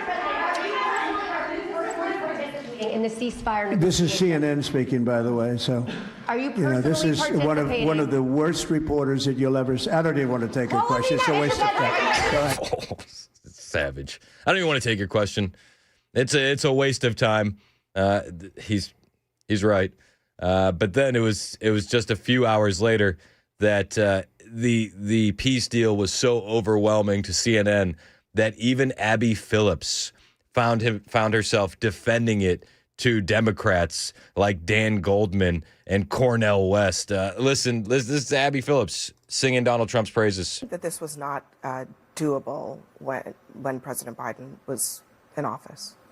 I think the biggest problem that the President Biden had is there. Well, I think the biggest problem is that nobody respected him. He was asleep by 2 o'clock. He would call a lid by 10:30. He didn't know where he was or his name. Is that what he's going to say was the biggest problem with Joe Biden? Probably not. There was no pressure from Qatar, from Turkey, from Egypt. They were actually facilitating in many ways what was going on. So why would there be no pressure from Qatar and Turkey and Egypt? Could it be that Joe Biden didn't have the relationships that Donald Trump has? Exactly. Could it be that other world leaders didn't respect 46 the way they respect 45, 47? Yes, exactly. And we know that they respect Donald Trump. We saw the Middle East visit where they rolled out the red carpet for Trump in country after country after country. Things absolutely changed when Donald Trump got into office. He said, "Oh, we didn't have the mediators." It's like, no kidding, because Joe Biden didn't have the relationships. Dan Goldman continues. And that is really ultimately how it all came together. So, I mean, but I think by saying that, it's sort of an acknowledgement. Trump has changed that dynamic. Bingo. Yeah, no, I think absolutely. that. I mean, he's clearly. I don't know how he changed. And I think there's a lot that remains to learn about what prompted that change. But I do agree. Yes, somehow, some way that changed. Somehow, some way. Yeah, elections have consequences. And by the grace of God, we got Donald Trump back in office. Humbled by that. Humbled. You have all of these mainstream media networks singing Donald Trump's praises, from ABC to MSNBC to CNN. This is a very, very big deal. There's a lot of chatter online from both sides of the aisle. You have the pro-Israel folks saying there's no way that Hamas is ever gonna go along with this long term. You have the Free Palestine people saying there's no way that evil Israel is going to stop bombing us. Like, I would just say, just ignore the noise for 24 hours. Appreciate what we have in front of us. Appreciate that we have a president who is making these relationships throughout the world to get us to a place of peace. He's done it now. This is 8 times in 9 months. It's truly remarkable what we're witnessing. Appreciate it for a moment before we start naysaying, before we go with full pessimism. What we witnessed yesterday is unprecedented.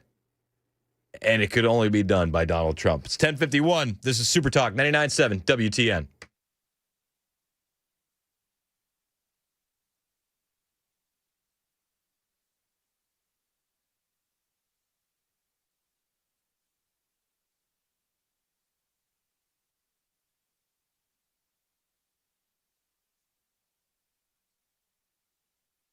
Hey, what's up? It's Chris Hand here, and I got to tell you about my friends over at the Glock store. It's crazy that we're like almost halfway through October. Before you know it, it's going to be Christmas, and the holidays sneaking up that fast. What are you doing for your holiday party? I mean, you might be throwing one for your company, your crew. Maybe you just need an excuse to get together. Why not make it something people actually remember? Host your party at the Glock store. They have the best event space that can handle groups from 10 to up to 100, plus your own private shooting room with professional firearm instructors on hand. It's going to be a lot of fun. And yes, you can go full auto Christmas party. Unbelievable. That's the most American Christmas party that you could ever have.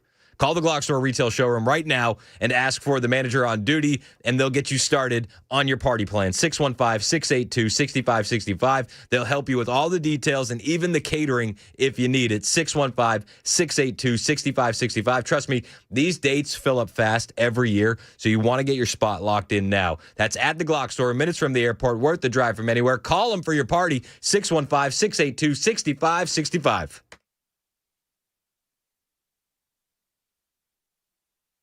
For many of us, generators are becoming a must-have household appliance. From unpredictable weather to surprise outages, it's better to be safe than sorry. Generator Supercenter of Nashville offers fast and easy installations with 24/7 service and monitoring to all brands of generators and expert repairs done right. Our mission is to make owning a backup generator simple and easy. Visit your local store today or check us out online. Generator Supercenter of Nashville. We serve all Middle Tennessee.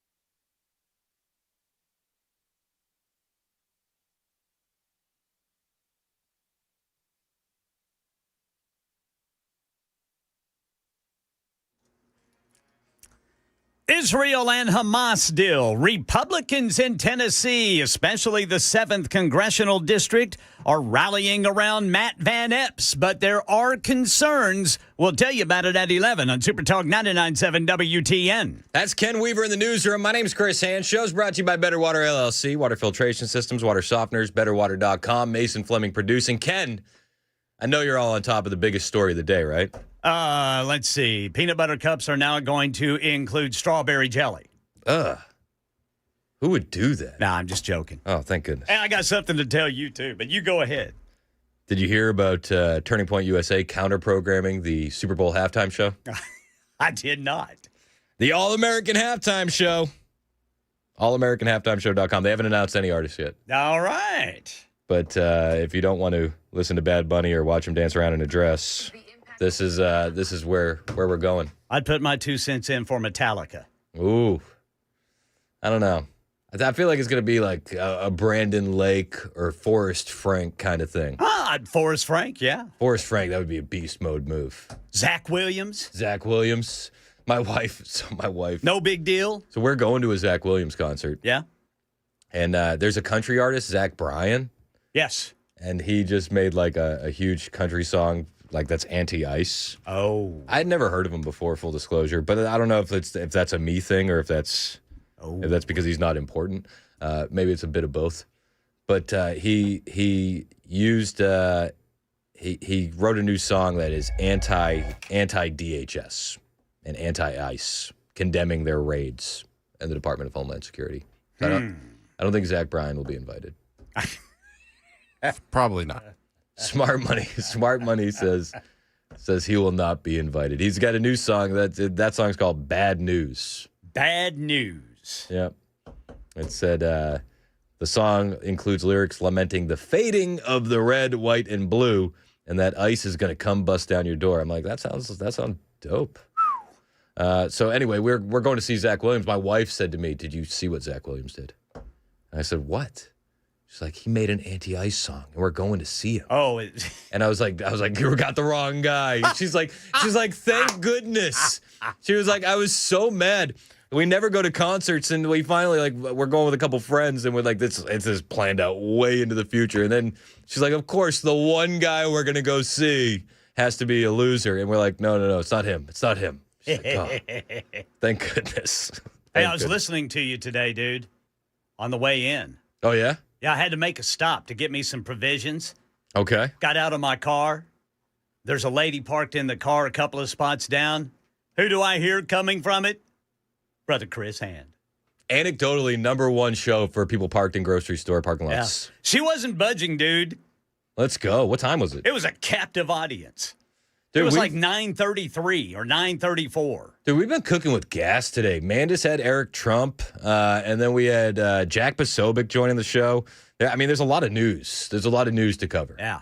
Actually, I want to say this was more like 9:45. No, yeah, people love the Chris Hand show. Yeah, I could hear Brother Chris Hand. Let's go. And I could hear the bumper music, and I said, that's Brother Chris Hand. I do notice, though, that you couldn't be bothered to stay till the end of the break. Well, I had to get my provisions. Okay. All right. Fair. Ken's on the way. Headlines coming up. We're going to talk a little bit about Chicago and Portland as well. Stephen Miller has just been doing Stephen Miller things, not taking any gruff from anybody. Maybe we'll talk a little bit about the government shutdown as well. Plus, lightning round is on the way as well. A lot to get to, only a little bit of time. Find me on all the social media platforms at Chris Hand on Air. It's the same handle on all the platforms. If you hit the follow button right now, I will follow back. Make sure you find us on the stream as well. Like, subscribe, share, all the things. Ken is loaded up, ready to go. Here's the headlines on Super Talk 99.7 WTN.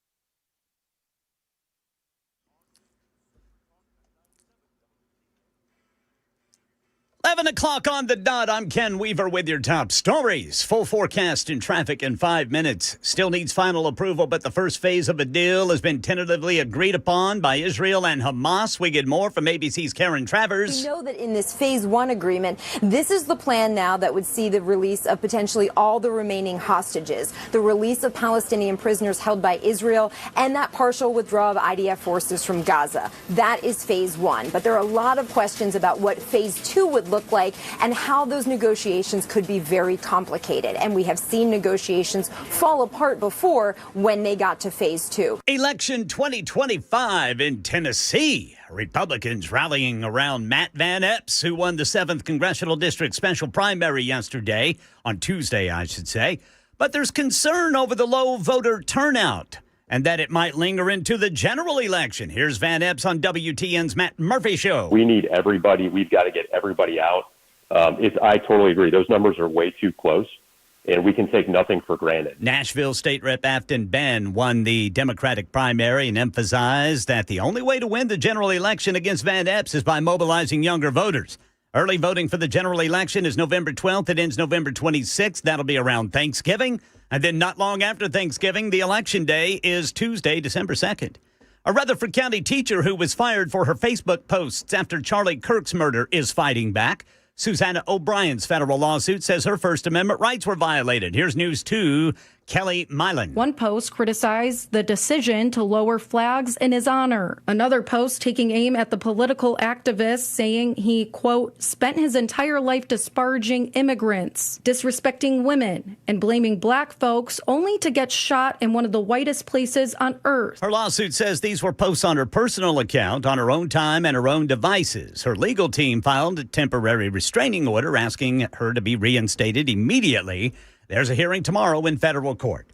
La Nina, the cooler and at times costlier flip side of El Nino, has arrived to warp weather worldwide. That, according to forecasters, it often turbocharges the Atlantic hurricane season. In the U.S., La Nina often means more precipitation, including possible snowstorms in northern areas and winter dryness in the south. It can also trigger heavier rain in some countries, drought in others. A La Nina occurs when certain parts of the central Pacific Ocean cool more than normal. But this La Nina, the experts say, is likely to be not very strong and may disappear in the next few months based on computer models. That's Chuck Savertson and the latest news. Weather's next. I'm Ken Weaver, WTN News.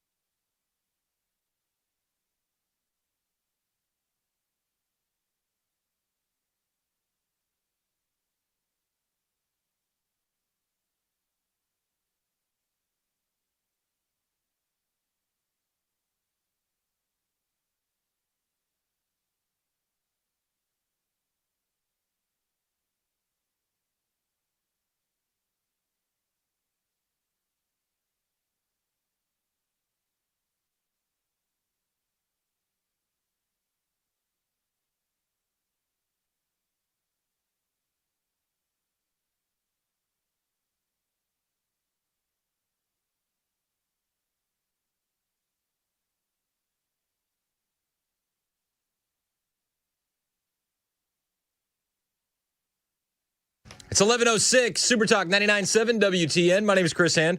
Show's brought to you by Better Water LLC, water filtration systems, water softeners. You get those at betterwater.com. You can listen to us anywhere, iHeart, TuneIn, the FM dial. You can watch the show as well. We're all over the place. Super Talk TV, Facebook, YouTube, Twitter, Twitch, Rumble. No matter what you're listening to us on, if it's not Radio Classic, there's going to be a share button. Hit the share button. Help us grow the digital footprint of the radio station. Hit like, hit subscribe on any platform that you're allowed to, because it really does help. The more numbers that we get online, it will actually translate into bigger things for the radio station. We get what, hundreds of thousands of people listening a day. So if everybody was doing that, I mean, this station would be strapped with a rocket on their back and we'd be going to the moon. Popping off. All of us. Not even even if you don't like me, it would help the other guys just as much. It would help Ken and Joan just as much. So please do that. Help us grow the digital footprint. If there's anybody that you like on this radio station, do it for that person. Anybody. Anyone. Do it for my little fat weenie dog, Fritz. Do it for Fritz. He's almost chewed up his bone. I'm going to have to buy him another one. Listen, and my kids are hungry. That's right. So help us feed the dogs. They're more important than a little fat wiener dog. Yeah, this is true. But we love Fritz anyway. We do. Love him. The kids would share with Fritz.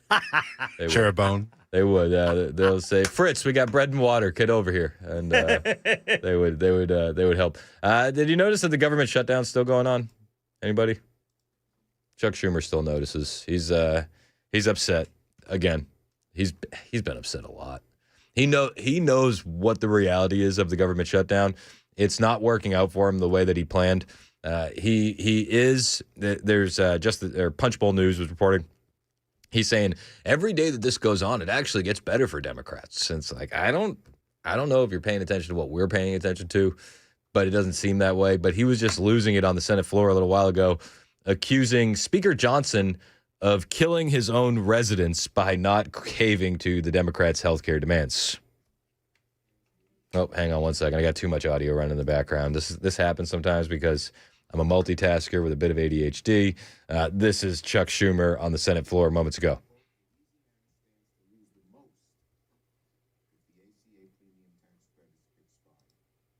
According to that report, 85,000 Louisiana residents will lose health insurance.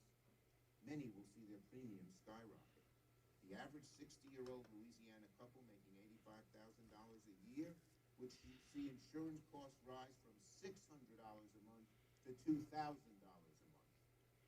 Hear that, Mr. Speaker? That's your constituents. Good Americans. The ACA premiums expire. Now they're good Americans. Normally he would refer to them as MAGA extremists, but I digress.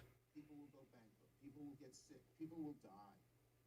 All because the Speaker chose to keep the House on vacation rather than come to work, negotiate with Democrats to fix this health care crisis, and end their Trump shutdown. You sure about that? We like to refer to it as the Schumer shutdown around here. You've already approved the spending bill once. This is a clean CR. Nothing has changed. Nothing has changed. He's very upset. President Trump, he posted a video exposing the Democrats for demanding, $1.5 trillion for healthcare for illegal aliens and more in exchange for keeping the federal government, or for opening back up the federal government. Listen to this. This is Trump put this on True Social last night. There's a video to go along. Whether this is one of the reasons why you got to be watching us on the stream, the video is dope. Whoever does the social media videos for the White House is just top notch. I do believe that this was produced in-house and this wasn't a sombrero video that he borrowed from a creator. But this is a video that he posted True Social yesterday. The party of open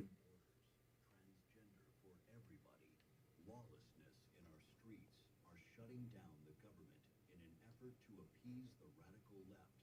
These Democrats are coordinating their strategy with outside leftist groups and are demanding nearly $1.5 trillion in spending for an agenda that includes health care for illegal aliens and much more.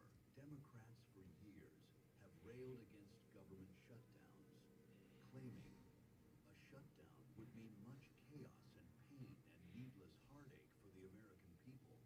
Democrats are out of control, and you know who it hurts? You, everyday people, and the most vulnerable. Seniors, veterans, working families, hungry kids, y'all. Tell Congress to avoid the Democrat-led government shutdown. So that was from the White House. Donald Trump posting that on True Social. The quotes are Chuck Schumer's quotes. President Trump is doing what he can to make sure that some of these programs don't go bankrupt in the meantime. He took, $200 billion in on tariffs so far, and he's allocating some of that money for the Women, Infant, and Children program, WIC, so that way nobody's going hungry in this country because of the Democrats. But it's just an insane issue, and the Democrats are insane for thinking that they're going to win.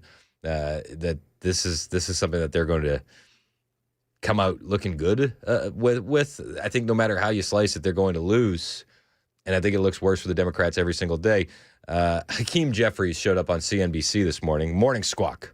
Morning Squawk. I like Morning Squawk. This was about 7:45 our time, and Hakeem Jeffries was just lambasted for holding the government hostage, and it was bad. I mean, it was like a father sitting down a child and really having just a stern conversation with him about the reality of the situation.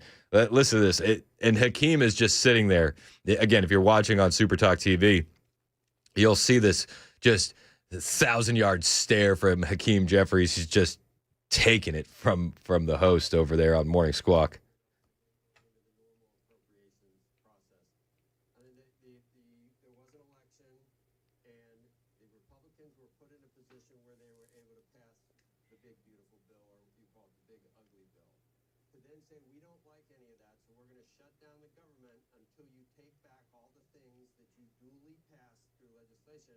If Republicans had tried to do that to the Inflation Reduction Act or any of the acts that Biden and that administration had passed, if they said we're going to shut down the government because we don't like any of those things you did, we're going to not pay our military, we're going to, not allow the government to reopen until you do what we want.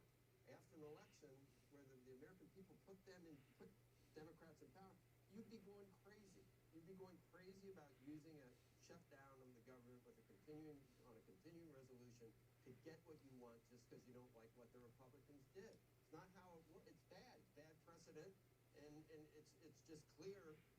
And you're talking about the House. You've already passed this. The Senate is who we're talking about, and they have a bill which will reopen the government right now with 5 more Democrats. I mean, talk about a scolding. But he's absolutely right. Imagine if the Republicans had done this over the Inflation Reduction Act. Imagine. Democrats would have lost their ever-loving minds. We would have been the evil, racist, bigot Nazis who are taking food out of the mouths of women and children. They would have been all the ads. You claim to love the military, but you're letting them go unpaid. It would have been all the things. Hakeem Jeffries.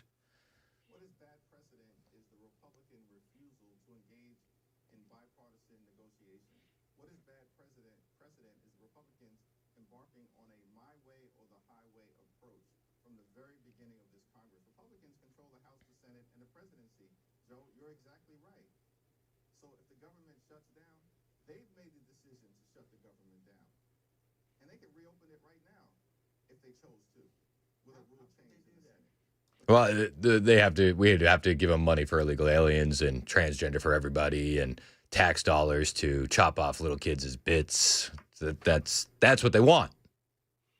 That's exactly what they want. There's no getting around it. How could they do that? How could the Republicans do that?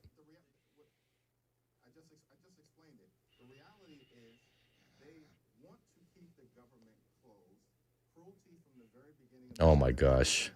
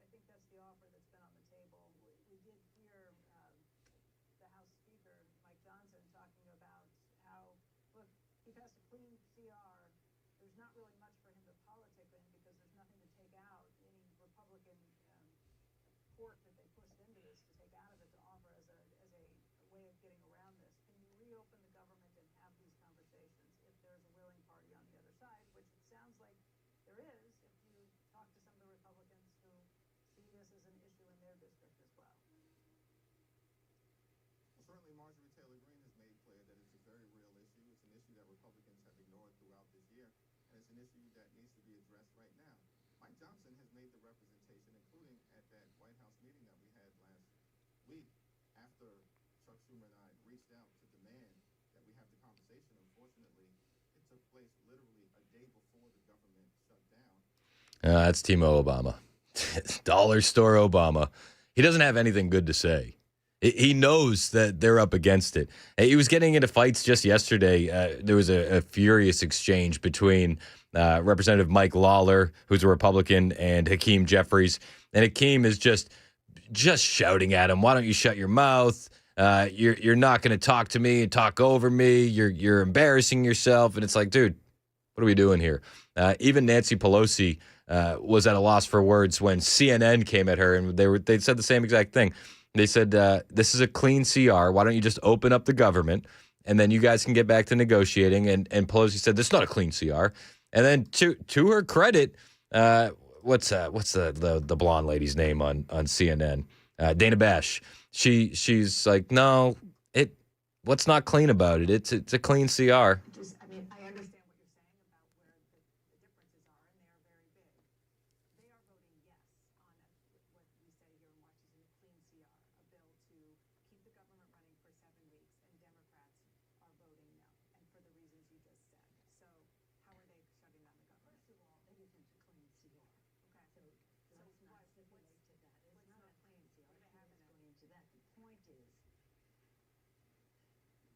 She doesn't know what the point is.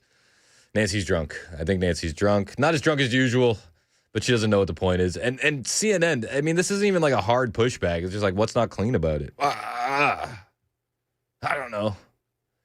The Republicans did it, and they're bad. Did you know that the Republicans are bad? Again, while all of this is going on, President Trump is still fighting for the American people, moving some of that money from the tariffs to support the women, infant, and children food program. That's a huge deal. Nobody's going to be going hungry. There's going to be bureaucrats who are not going to get paid, that aren't entitled to back pay. You're going to have to point to the Democrats for that. It's ridiculous that we're in this position. Nobody really notices at the end of the day that the government is shut down, but that's where we're at. We are noticing what's happening in Portland and in Chicago. It's chaos on the ground. Democrats are also using that as a political talking point. J.B. Pritzker, who's clearly on Ozempic or something because he's gearing up for his presidential run. He's losing weight. He's losing weight fast. I would check on him. President Trump tweeted or truthed yesterday that he belongs in silver bracelets. He does. He responded to that yesterday in Chicago. Unhinged, he's insecure, he's a wannabe dictator.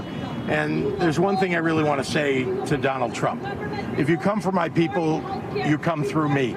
So come and get me. Come for my people, you come through me. Are you saying that your people are illegal aliens? I feel like that's what he's saying, issuing a challenge to President Trump.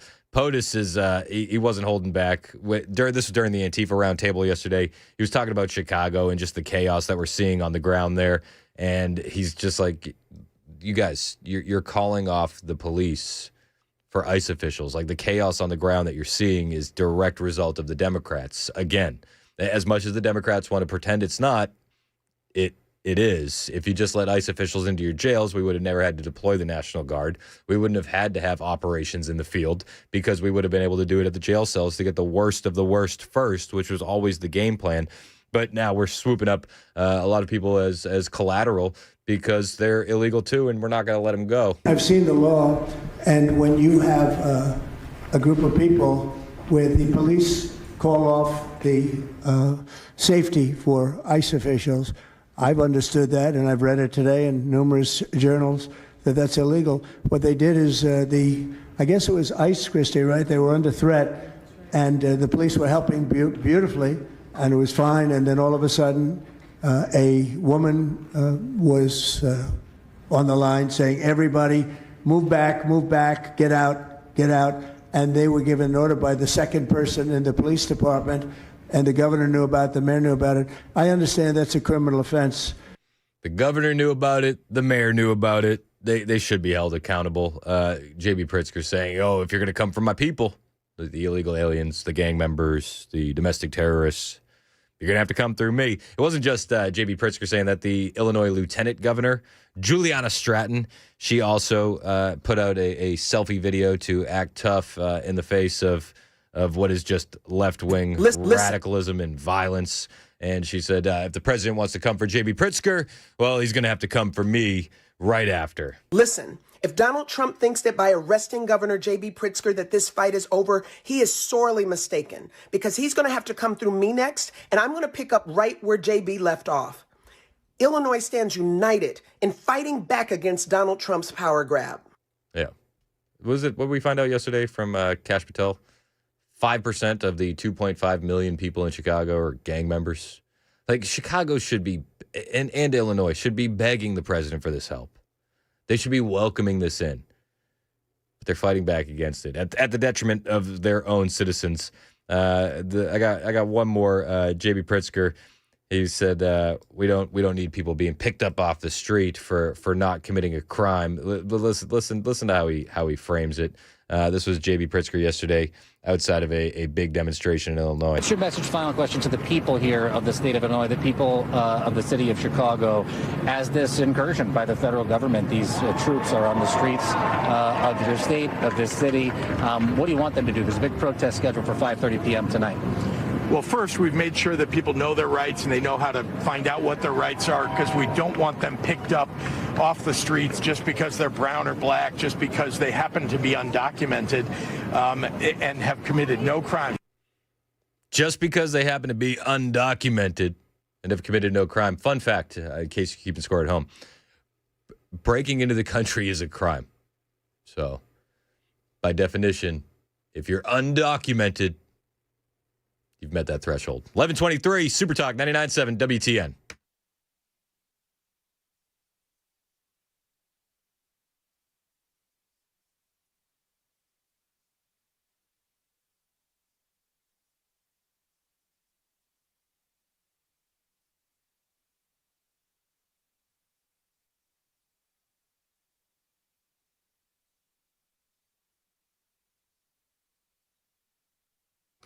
Hey, what's up? It's Chris Hand here for my friends at Better Water LLC. If you're tired of weird smells coming out of your water, stains when you're washing your clothes, or just plain old bad tasting water at the house or the office, these are the guys you need to call. You could have some nasty stuff in your water.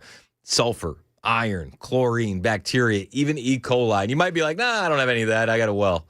I've heard horror stories. You might be saying, I don't have any of that. I'm on city water. I've also heard horror stories. Here's the best part. Better Water will test your water for free. And if you got any of that junk in your water, they offer a ton of options. You can think of it like installing a giant Brita filter for your entire house, or scaling it down for under your sink, or installing it for your whole business. They use reverse osmosis, specialized filters, UV lights. Better Water will clean up your water quick, and they'll test your water for free to find out if you even need their help. They're a local company based right out of Smyrna. They serve all of Middle Tennessee. They're already doing the water at your local coffee shops and the hospitals around town, so it's time for you to give these guys a call, test your water, and if you got the nasty stuff in there, stop drinking the junk out of your tap. 615-355-6063, 615-355-6063, or find them online, betterwater.com.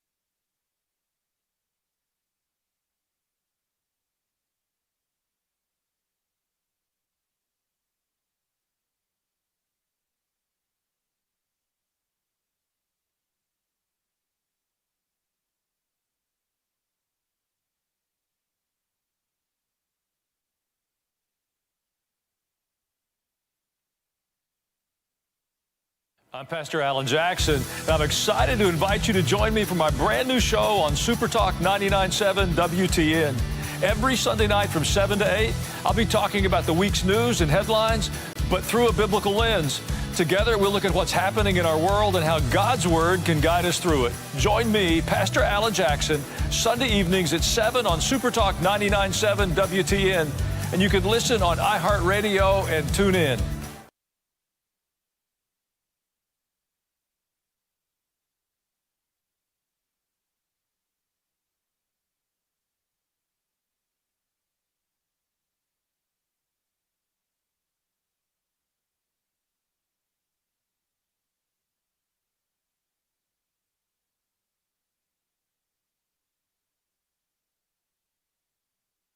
It still needs final approval, that Israel and Hamas deal. Washington is buzzing over what Chuck Schumer said about the government shutdown. Have that for you. And Republicans rallying around Matt Van Epps, who won the 7th Congressional District special primary election, but there's concern over low voter turnout lingering into the general. We'll tell you about it at 11:30 on Super Talk 99.7 WTN. Yeah, I saw earlier Tim Burchett quoting Matt Murphy's tweet about the low voter turnout on X. We do need to get behind Matt Van Epps. Does anybody want ICE obstructionist Afton in there? No. Gosh, no. She's a commie. It's an opinion. Just an opinion. We got a lot of stuff to get to on the way. We want to talk about the lightning round lining up. There's a couple bills that are being pushed in the country that would ban Sharia law. I'm excited to talk to you about that. Real quick, though, just to kind of end cap what we were talking about with Chicago and Portland, we're seeing just waves and waves of paid protesters in Chicago for just screaming about liberation while waving Mexican flags. It's a classic. Border Czar Tom Homan, he was not happy with the comments made by J.B. Pritzker and comments that have recently been made by Mayor Brandon Johnson. And he went in on Fox News last night. This is Tom Homan, our esteemed border czar. Governor Pritzker should be calling President Trump up and thanking him for taking over 1,000 criminal aliens off the streets of his state. The same President Trump did in Los Angeles, the same he did in Washington, D.C., the same we're doing in other cities.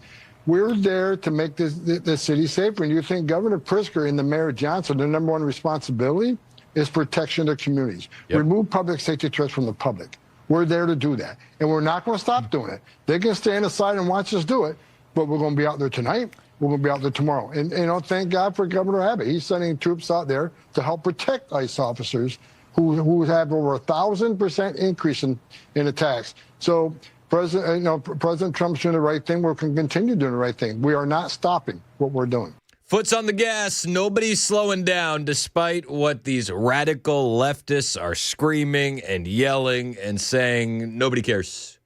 We're going to enforce the law. I'm here for it. 11:30, Super Talk, 99.7 WTN.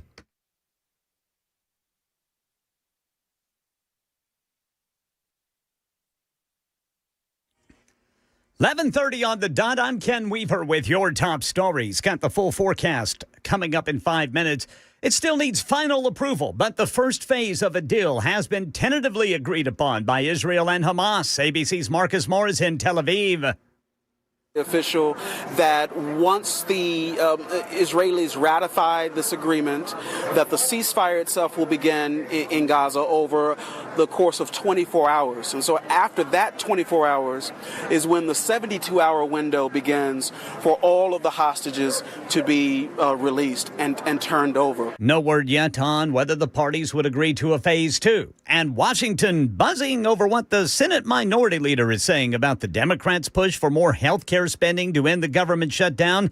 Here's ABC News national correspondent Stephen Portnoy. In an interview with Punchbowl News, the top Senate Democrat said his party is building momentum in the push for Obamacare subsidies and a reversal of recent Medicaid cuts. Chuck Schumer said the longer the shutdown drags on, quote, every day gets better for us.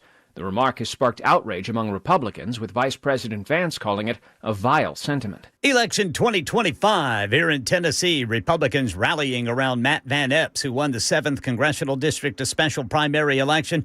But there's concern over low voter turnout lingering into the general election. Here's Van Epps on WTN's Matt Murphy Show yesterday. We're putting things into motion already, and we're going to go out there and fight to earn more trust and more voters, and because we have to do it. it is going to be a fight, and we need everybody. Nashville State Rep Afton Ben won the Democratic primary and emphasized that the only way to win the general election in the 7th is by mobilizing younger voters. Early voting for the general election starts November 12th. Election day is December 2nd. That's the latest news. Weather's next. I'm Ken Weaver, WTN News.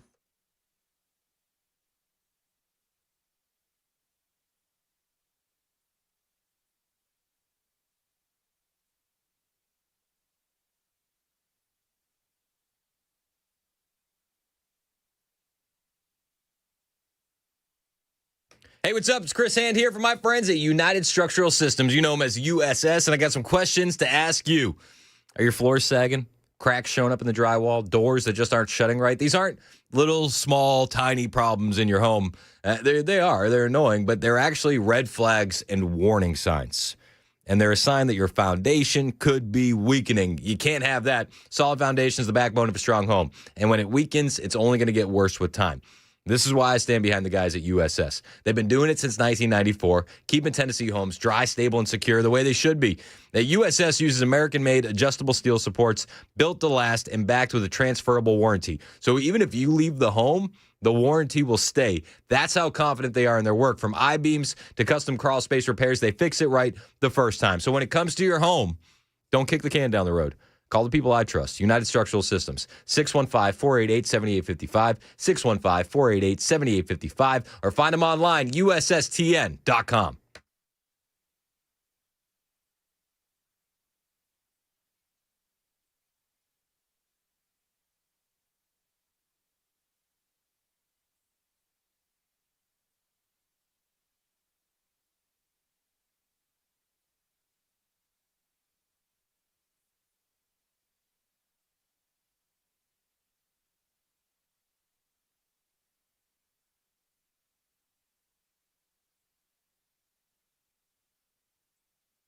President Trump is not proposing an increase in student visas for Chinese students. The $600K references 2 years' worth of visas, which is simply a continuation of existing policy. I don't want 300,000 people a year from China in our country. No. I just don't. No. Because I think they spy. Yeah. And I think that they're stealing I don't even our think intellectual it's not even property. that we think they do. They do. They do it. They got busted operating secret police stations in our country. Yeah. They got busted operating a secret biolab in California. And why are they? That's right. I remember that. They rode a spy balloon over our entire country. There should be... And Joe Biden let it happen. There should be no reason why we're doing this.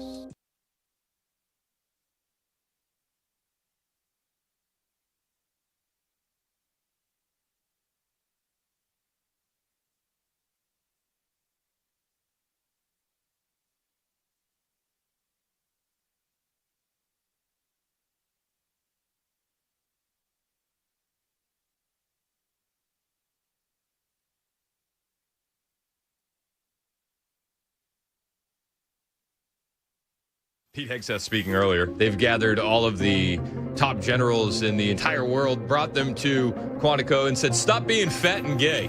Maybe I'm paraphrasing a little bit, but that's generally the message that we're getting. No more identity months, DEI offices, dudes in dresses. No more climate change worship. No more division, distraction, or gender delusions. No more debris. We are done with that shit. Standards must be uniform, gender neutral, and high. Frankly, it's tiring to look out at combat formations, or really any formation, and see fat troops. Likewise, it's completely unacceptable to see fat generals and admirals in the halls of the Pentagon.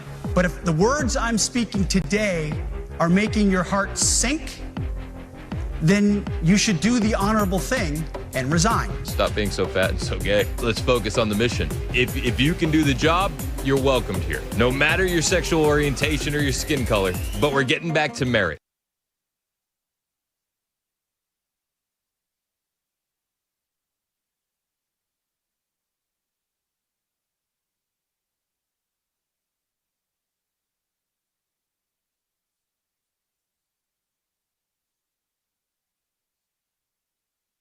It's 11:37 on Super Talk 99.7 WTN. Hey, how are you? I'm Chris Hand. Find me on Twitter, True Social, Instagram, and TikTok at Chris Hand on Air. Hit the follow button. I will follow back. That's also my personal YouTube page as well, at Chris Hand on Air. Hit like, hit subscribe, do all the things. So I think we got to do, what is it? That's the Thunderdome. Is that what we're jumping into now? No, almost there. Oh yeah. What comes before Thunder? It's the lightning round. Yeah. It's the lightning round with Chris Hand. We do it every day at this time. We cover all the stories that we didn't have a chance to get to. All the stories that wouldn't fill a whole segment. Last minute hot takes, ice cold takes. You guys are always welcome to join. 615-737-9986. That's the phone number. That's the text line. Let's begin with our first story in the lightning round. This is the tale of a producer dropping the ball. Wait. Are you making your first story me? Yes. So I'm reading the text line. I'm getting Twitter DMs. During the last newscast. Listen. Because when we get into commercials, after Ken gets done with the news, I when we're in commercials, I'll check Twitter and I'll check the comments and all that. And I found out that none of my audio was playing on the YouTube stream. Not none of it. The majority of it. Just some of it. What are you doing? Listen. You let them down. I'm going to be a little peek behind the curtain, as Chris likes to call it. We've been getting our videos taken down for some copyright stuff. I've had a couple videos removed from YouTube because I don't follow the rules. A couple?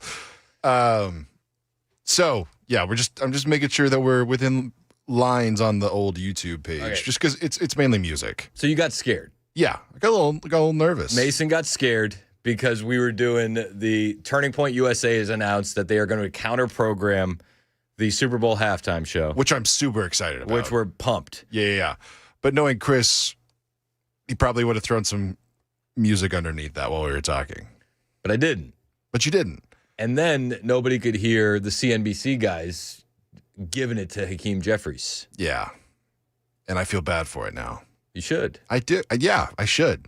Well, I think. But Travis is the one who called me out the most on YouTube. And dude, I'm sorry.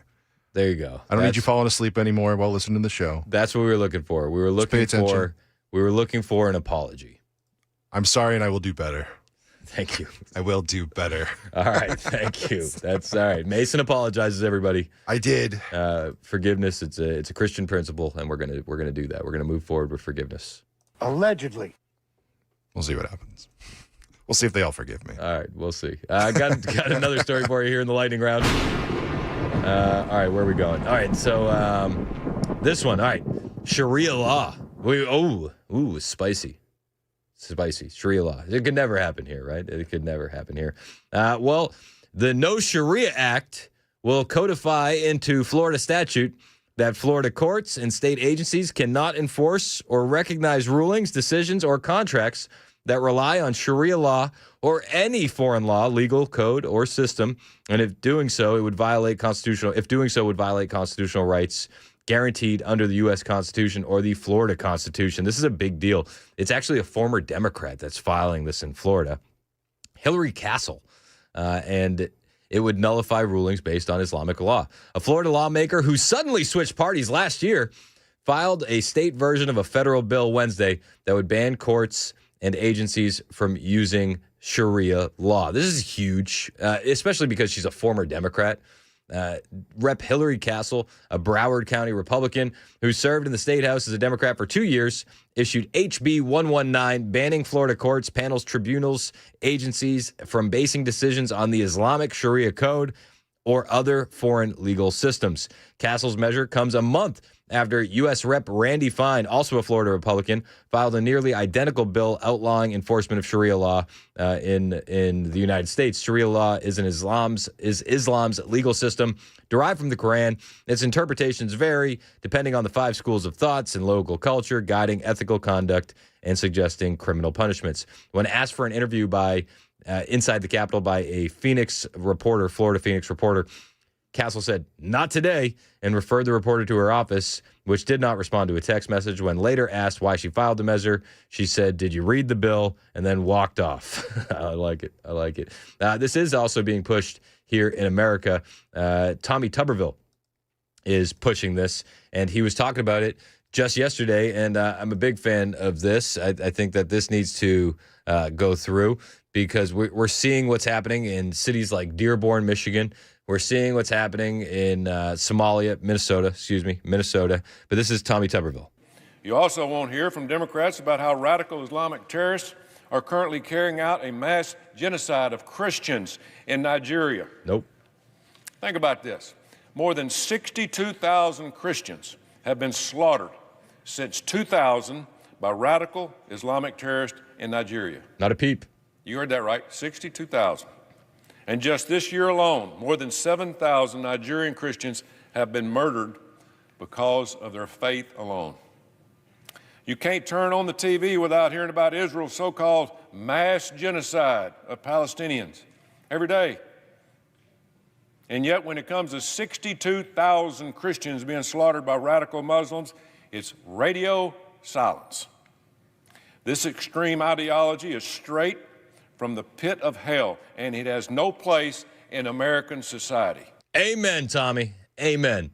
He's right, though. You don't hear about the Nigerians at all, and the Nigerian Christians are being absolutely slaughtered. There's no other way to put it, and they are being slaughtered by radical Muslims. It's just crazy.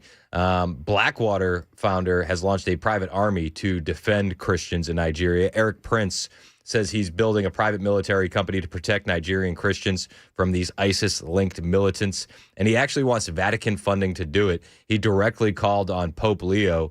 He said, "Why not help my brothers protect Nigerian Christians from Muslims who are massacring them?"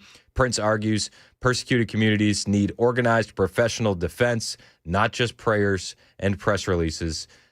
In this year alone, over 7,000 Christians have reportedly been killed in Nigeria. This is something that nobody wants to talk about. Christianity is the most persecuted religion in the world. There's no getting around it. And we do live in a bubble here in America. We get very, very comfy in our Christianity. We're not. I mean, we are targeted at times, and you can find the examples out there, but not like this. Not like this. So shout out to Eric Prince, and we definitely need to do something about that. I will say this though. Nigerian Christians, they're continuing to just do their thing. There's videos of Nigerian Christians refusing to give up their faith, even after Islamists have burned down their church. This video has been going viral. Maybe you've seen it. Again, it's a burned out church, and Nigerian Christians still showing up to worship.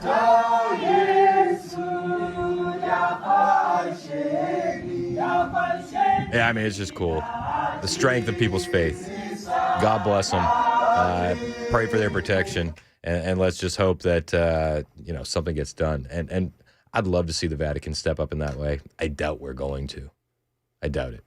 Got another story for you here in the lightning round. You remember that time that you remember the time that Gavin Newsom blamed the wildfires on climate change? Oh, absolutely. You remember that, right? He said it's just a reality. We need to wake up to the realities of climate change. You sure about that? That's what they said. They said that wildfires are part and parcel for a country that isn't taking climate change seriously. So I want to play you this clip. This is from February of 2025. Gavin Newsom just lecturing us on climate change. And then immediately following this is a police chief from October of 2025. Western Lensman put this